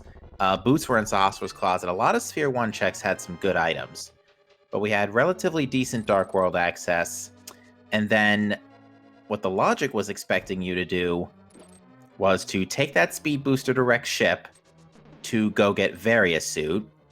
It was then expecting you to take that Various Suit down to Lower Norfair via the Mire portal to get a Gravity Suit from Ridley, so that you can get the Magic Powder from Meridia in the Aqueduct, which was also Speed Booster locked, so you can get the Fire Rod on Magic Bat, which was one of the components you needed to get the bow in Turtle Rock Laser Bridge. So yeah, that's where we stand right now. And that's how this one is going to wind down.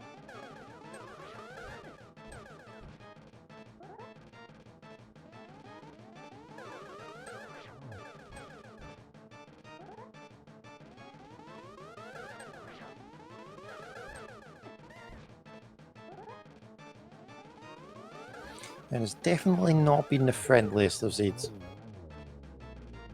No, in terms of like where stuff has been, no. But in terms of like safety items, actually we haven't really seen too many deaths this particular seed. There were a couple, but most of them were death warps. Surprisingly, not too much no Troll Dorm issues this seed. Early Hammer kind of helps with that. Yeah, Mix is the only one still in green mail, which means he chose not to pick up the mail from, I believe it was Zora Ledge it was on. Yes. Actually, looking at his rupee count, did he even go to Zora? Oh, granted, actually, there were a lot of 300 rupee drops near the end of the game anyway, but... Yeah, I'm wondering if he... Yeah, Migs went to Zora. So yeah, I guess he just elected to not take the blue mail.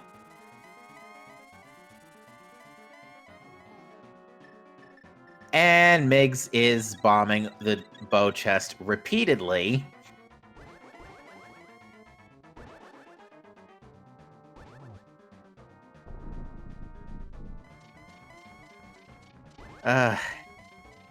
You think bow on laser bridge is frustrating, ladies and gentlemen?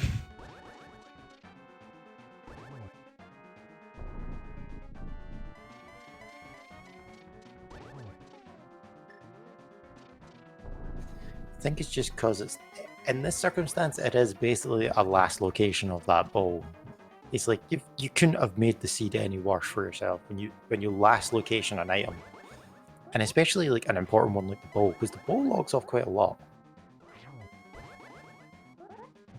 Yeah, it locks off Eastern, it locks off Armos Knight specifically, it locks off Pod, it locks off GT. It makes Vitreous easy. Yeah, there's a lot of things bow can be good for.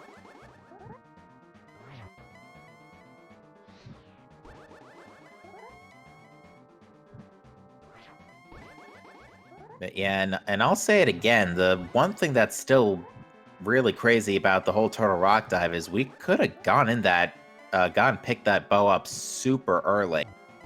Because it was locked by, what, Kane, Fire Rod, Ether, by extension, Titansmiths, and Mirror. Only the Fire Rod of which was a little on the late side, by logic. But with the fake powder, it was like, ooh, Cheese just took a fall. Oh, that's not something you want to see. Does Cheese have any potions to refill that magic? I want to say yes. I don't think he burnt any yet during the Ganon fight.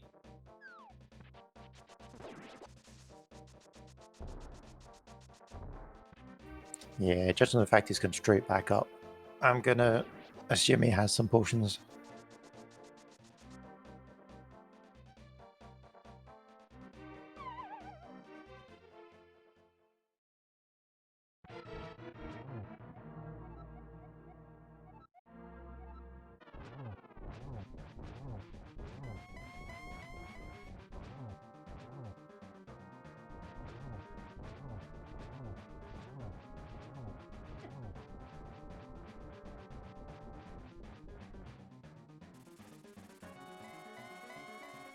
As this seed winds down, folks, let's give you just a quick synopsis of what is to come later on in the next couple of days.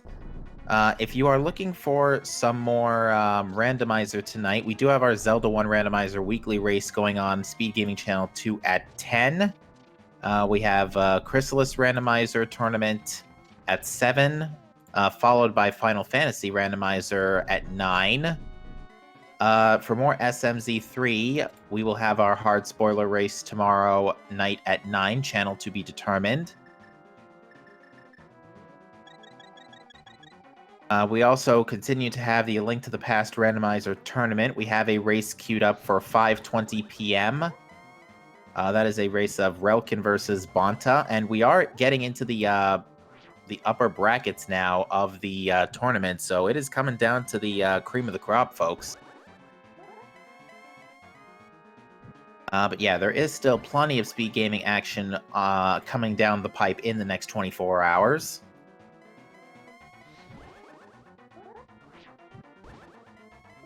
There's also a couple of upcoming tournaments as well that are starting. After all, it is a new year, so time for some new tournament. We have Metroid Prime 2 Echoes randomizer starting up. That is a really fun randomizer. The Metroid Prime games are both fun to to play as a randomizer, so check that out. I believe that's starting tomorrow. You are correct, sir. And we also have, I believe there's a Kirby and the Amazing Mirror that started on Monday this week. So if you're a fan of some Kirby games, check that out. There's a Super Mario Sunshine 2v2 Lockout Bingo. Now that sounds like fun. I love Super Mario Sunshine. It's probably one of my favorite Mario games. And there's another one. We've got another Mario game. So Super Mario World. There's no Star World starting as well on Monday. So that'll be fun if you're all fans Super Mario World or even Kaizo, because Kaizo is quite fun to do. If you're looking for some more Metroid, there's a Metroid Fusion 100% run starting. Ooh, And of course, everyone's favorite. There's a Untitled Goose Game, any percent, starting soon as well. That doesn't have a date on it, but I believe that will be starting soonish. Unfortunately, Cheese took another fall to Ganon, so this is giving Mig some time to catch up here. Granted, Mig still has to go through all of GT, but even still, Ganon is not being nice to Cheese.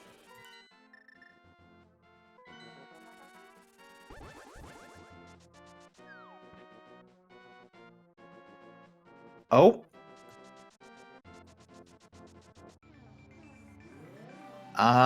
I just took a look at the speed gaming schedule. It would appear that the Metroid Prime 2 randomizer has been delayed until the end of February.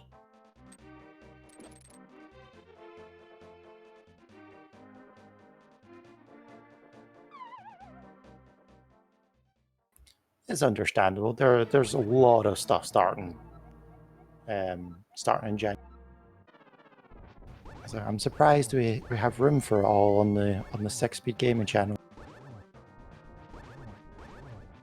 Yeah, so unfortunately we're gonna have to wait just a little bit for that one, but gives more time for folks to maybe get some practice in. Maybe we'll take a look at rule sets, see how that plays out.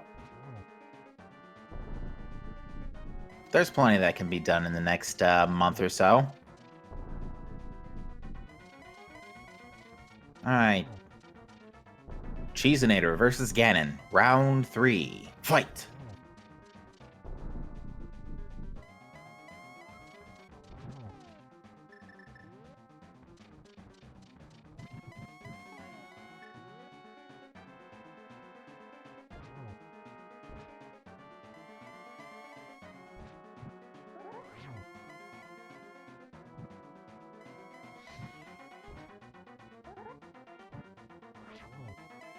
Cheese almost fell off again.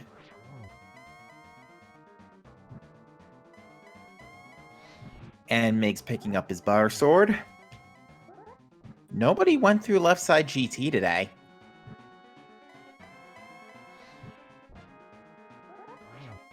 Yeah, I think as long as you find a key in those first 2 checks, then going right side is usually the play.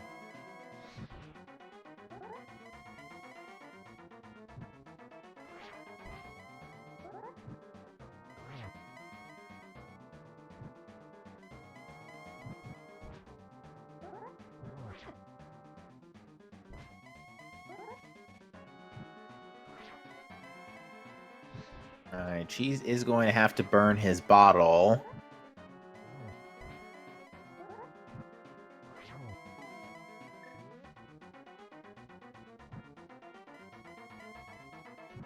Or not.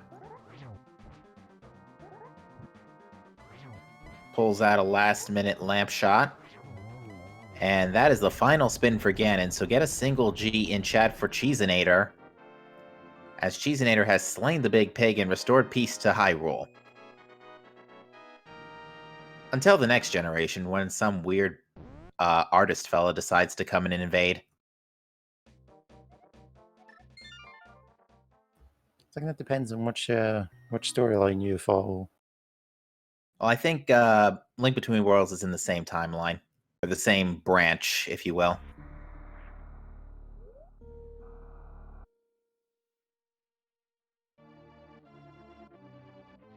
It's like I like how in depth the lore of Legend of Zelda is getting, and it's like It's a Zelda game. Who cares if they're connected or not?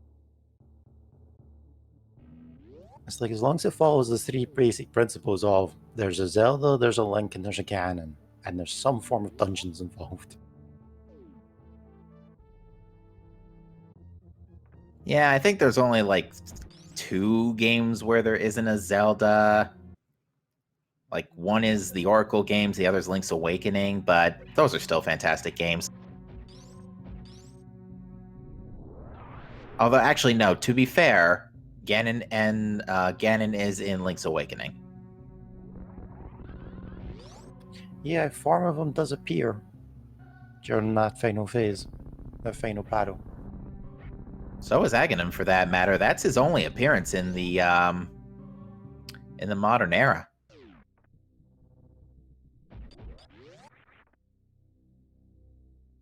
Yeah, he started to go by just being Ganondorf from now on.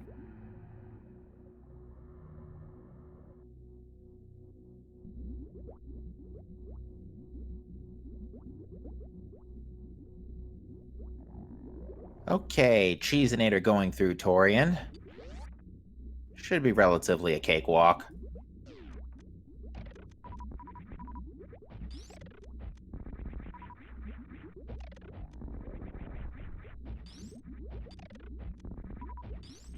An answer question in chat. Everybody's go mode was bow. Manigal and Solsky fake powdered the fire rod. Migs and Cheese did not.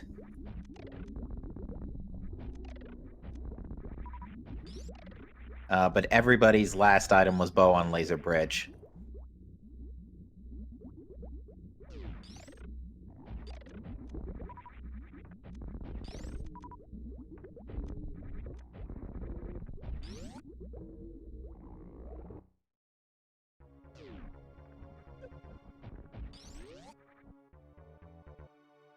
That question coming from Hatch78, our 4th place finisher with a official SRL time of 3:22:38. So Hatch, GG to you.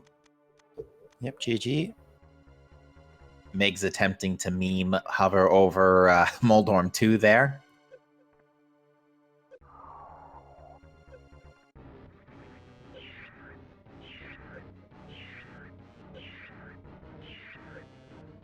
He's going to do it again.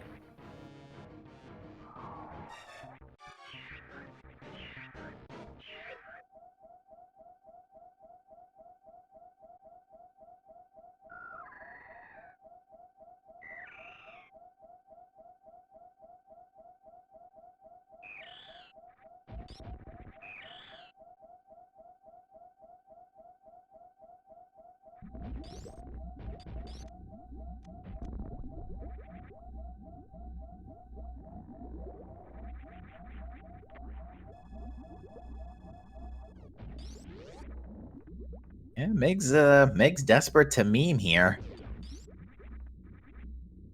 Not going so well, unfortunately.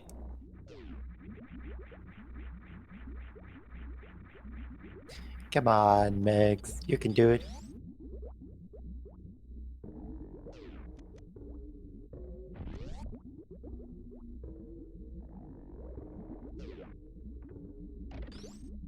And he gets it. Yay! All you gotta do is believe.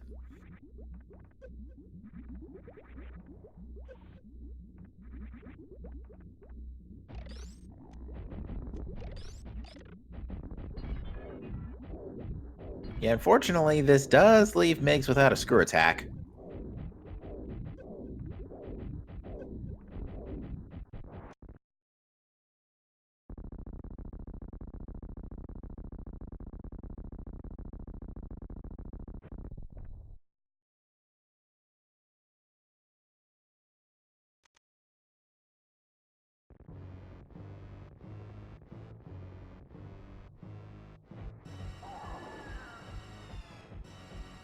Meanwhile, actually, you folks are seeing on Solsky's screen, there is a multi-world version of SMZ3 that I don't know if it's been fully completed, but it's been getting worked on for a while now.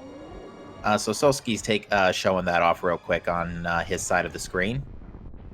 Meanwhile, Cheeseinator fighting the big brain.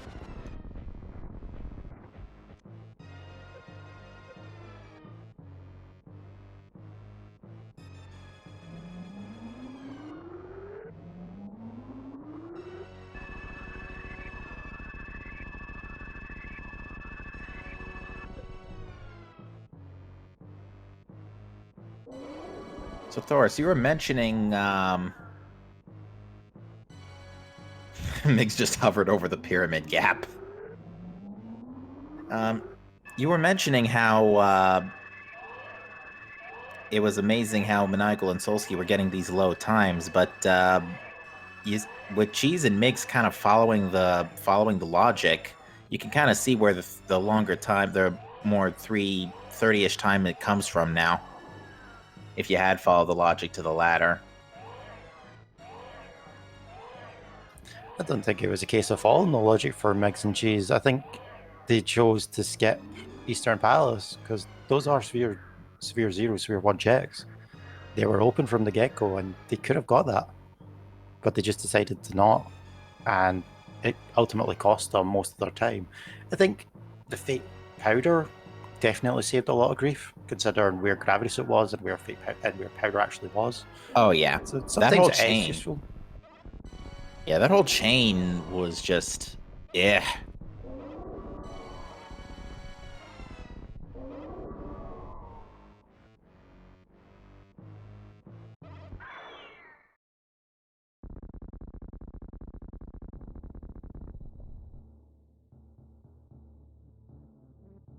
I think particularly when you're breaking logic with something like fake powder, powder's not too important to if you find it like at all, because it's only that one check that's blocked by it.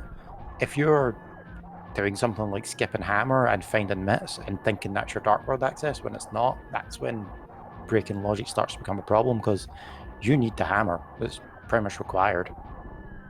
Yeah, there's no way to get out of that unless it's like a low crystal count fast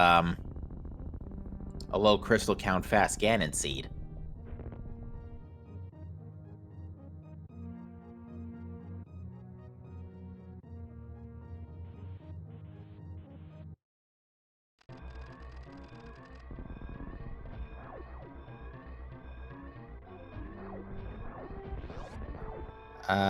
Yeah, Hatch. Basically what happened is Cheese and Migs both elected to do Swamp and Pod before pretty much everything before TR. They last location the bow. Maniacal did not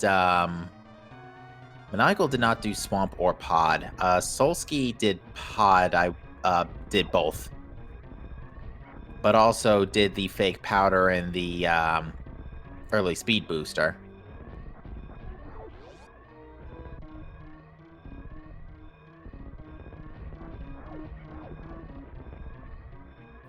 Yeah, it was just something as simple as Solsky did Upper Norfair when he found the Varia suit, and inevitably decided to go into the swamp before doing Turtle Rock. Because Solsky looked to be ahead for like most of the stream, and then suddenly Maniacal was in the lead. And it's like, yep, Maniacal decided to not do Swamp Palace at all. And it's just one of those choices you make, and sometimes it's rewarding, sometimes it's not. Rando is going to Rando.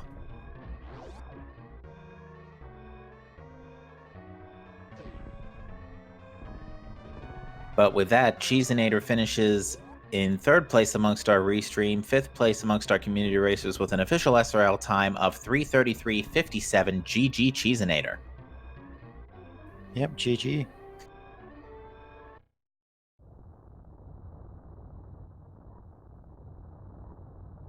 And Hatch is actually enlightening us that Plasma Beam was behind Ice Armos. Ew. That is pretty far back.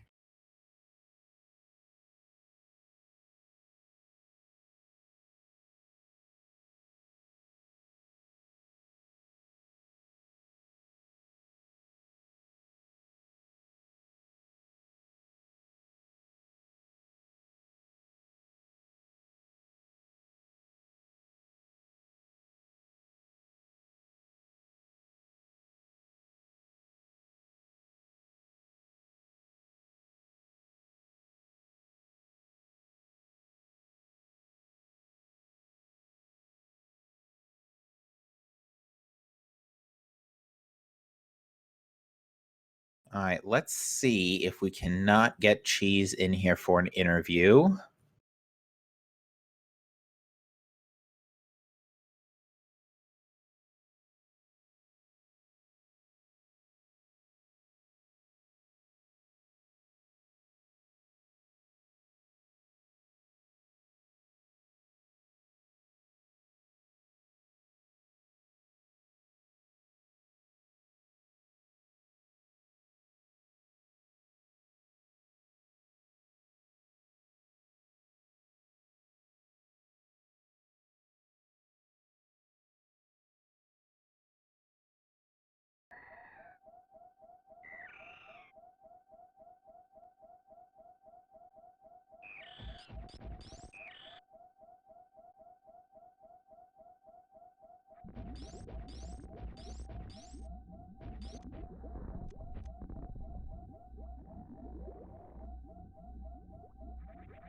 All right, Migs, meanwhile, heading down to Torian to wrap this up.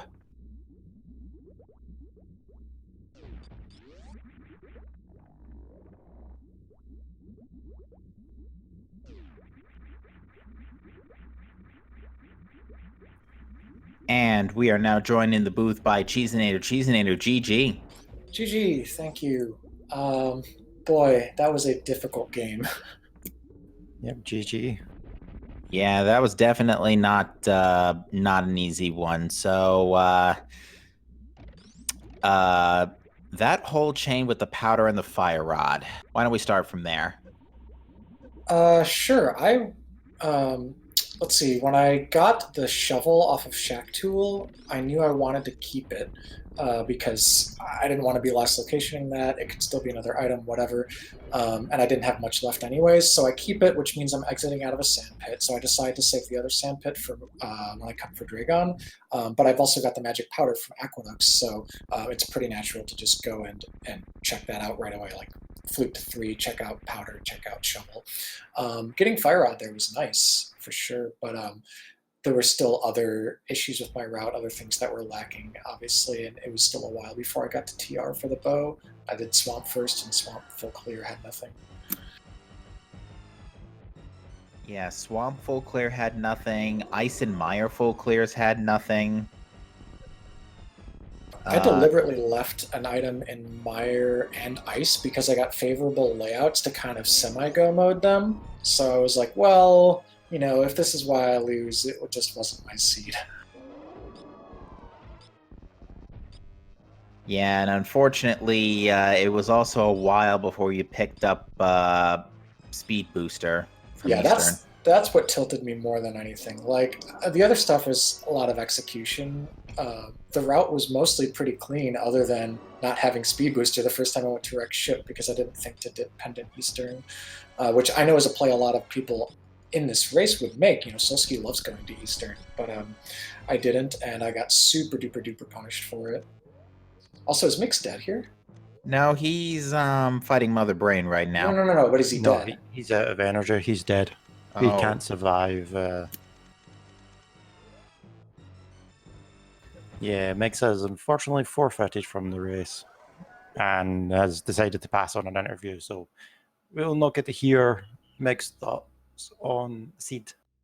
Yeah, Dang, we sorry. saw the we did see the everybody rage quaked pretty much when they got their laser bridge bow. Yeah, that one I was just like, it was kind of expected, so I wasn't gonna, be mad at the game or whatever. It's like, well, they gave us this weird item layout, and everyone's gonna be late to bow. That's fine. So that I was at peace with. I was not at peace with the speed booster because of the wreck ship double dip. There was too much left in the game for me to confidently go suitless through Lower Norfair. So skipping it wasn't even an option. But then there was all this stuff in awkward spots in Lower Norfair, right? Like Silvers I had to leave behind, not because I couldn't get them, but because it felt slow. Half Magic I left behind, again, because it felt like it would be slow. Turns out, all the times I died to Ganon, I probably should have just gotten those anyways. Yeah, Ganon was not being nice today. I mean, granted, I think I died like 10 or 11 swings in out of the 12 I needed the first time, just from taking an overly aggressive position. But the second time, I was sweating and I slipped on my controller and fell off, and I just like, I could not believe myself, especially since I'd already missed, what do you call it, potion glitch? But also because it meant Torch I glitch? needed more. Yeah, a torch glitch, but also because it meant I needed to flute to get more potions. Because, yeah, again, no half magic, and boy. My silverless cannon is very rusty.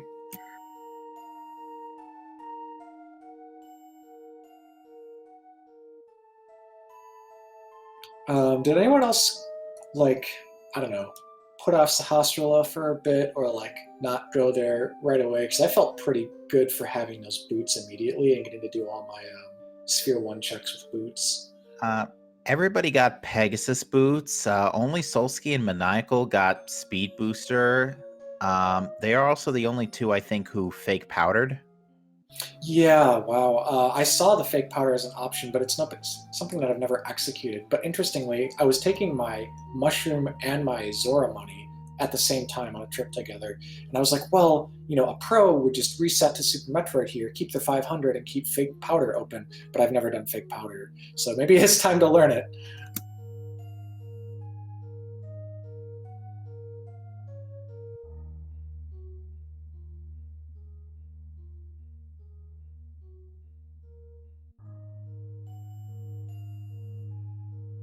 So we're just watching Stolsky do a.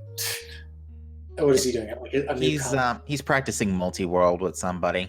Oh, okay, cool. Yeah, so nothing else happening on this broadcast. I am late for this Packers-Niners game that I wanted to get over to my brother's place for kickoff, but this race took way too long. I was ballparking 3 hours. It took me over 3.5. So I'm going to have to get going. Go Packers. All right. Well, GG's to you, Cheese. And once again, thank you for racing. And thank you for having me. Thank you to the trackers and comms. Hopefully I'll see y'all next week. I think I'm going to pass on the hard spoiler tomorrow night. That's just a little bit outside my wheelhouse, but I'll watch. See ya. Catch you later. All right. With that, ladies and gentlemen, we will be bringing this evening's Super Metroid: A Link to the Past combo randomizer Sunday weekly race to a close. Thoris, anything you want to say about tonight before we wrap here? I think that was a rather interesting seed. Yeah, nice to see Speed Booster leading to something important for a change. Speed Booster leading to a lot of important things. Indeed. But yeah, with that said, ladies and gentlemen, once again, if you have not already, go and follow our runners. They have done an amazing job putting on a show for you tonight.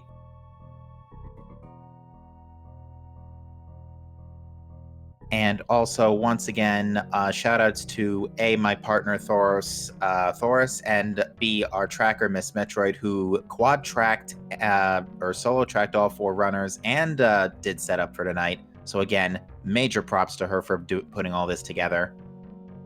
And thanks to yourself, Captain, for volunteering and taking your time out to help. Always a pleasure, my friend. With that said, thank you all for watching. Have a great night, and see you next mission.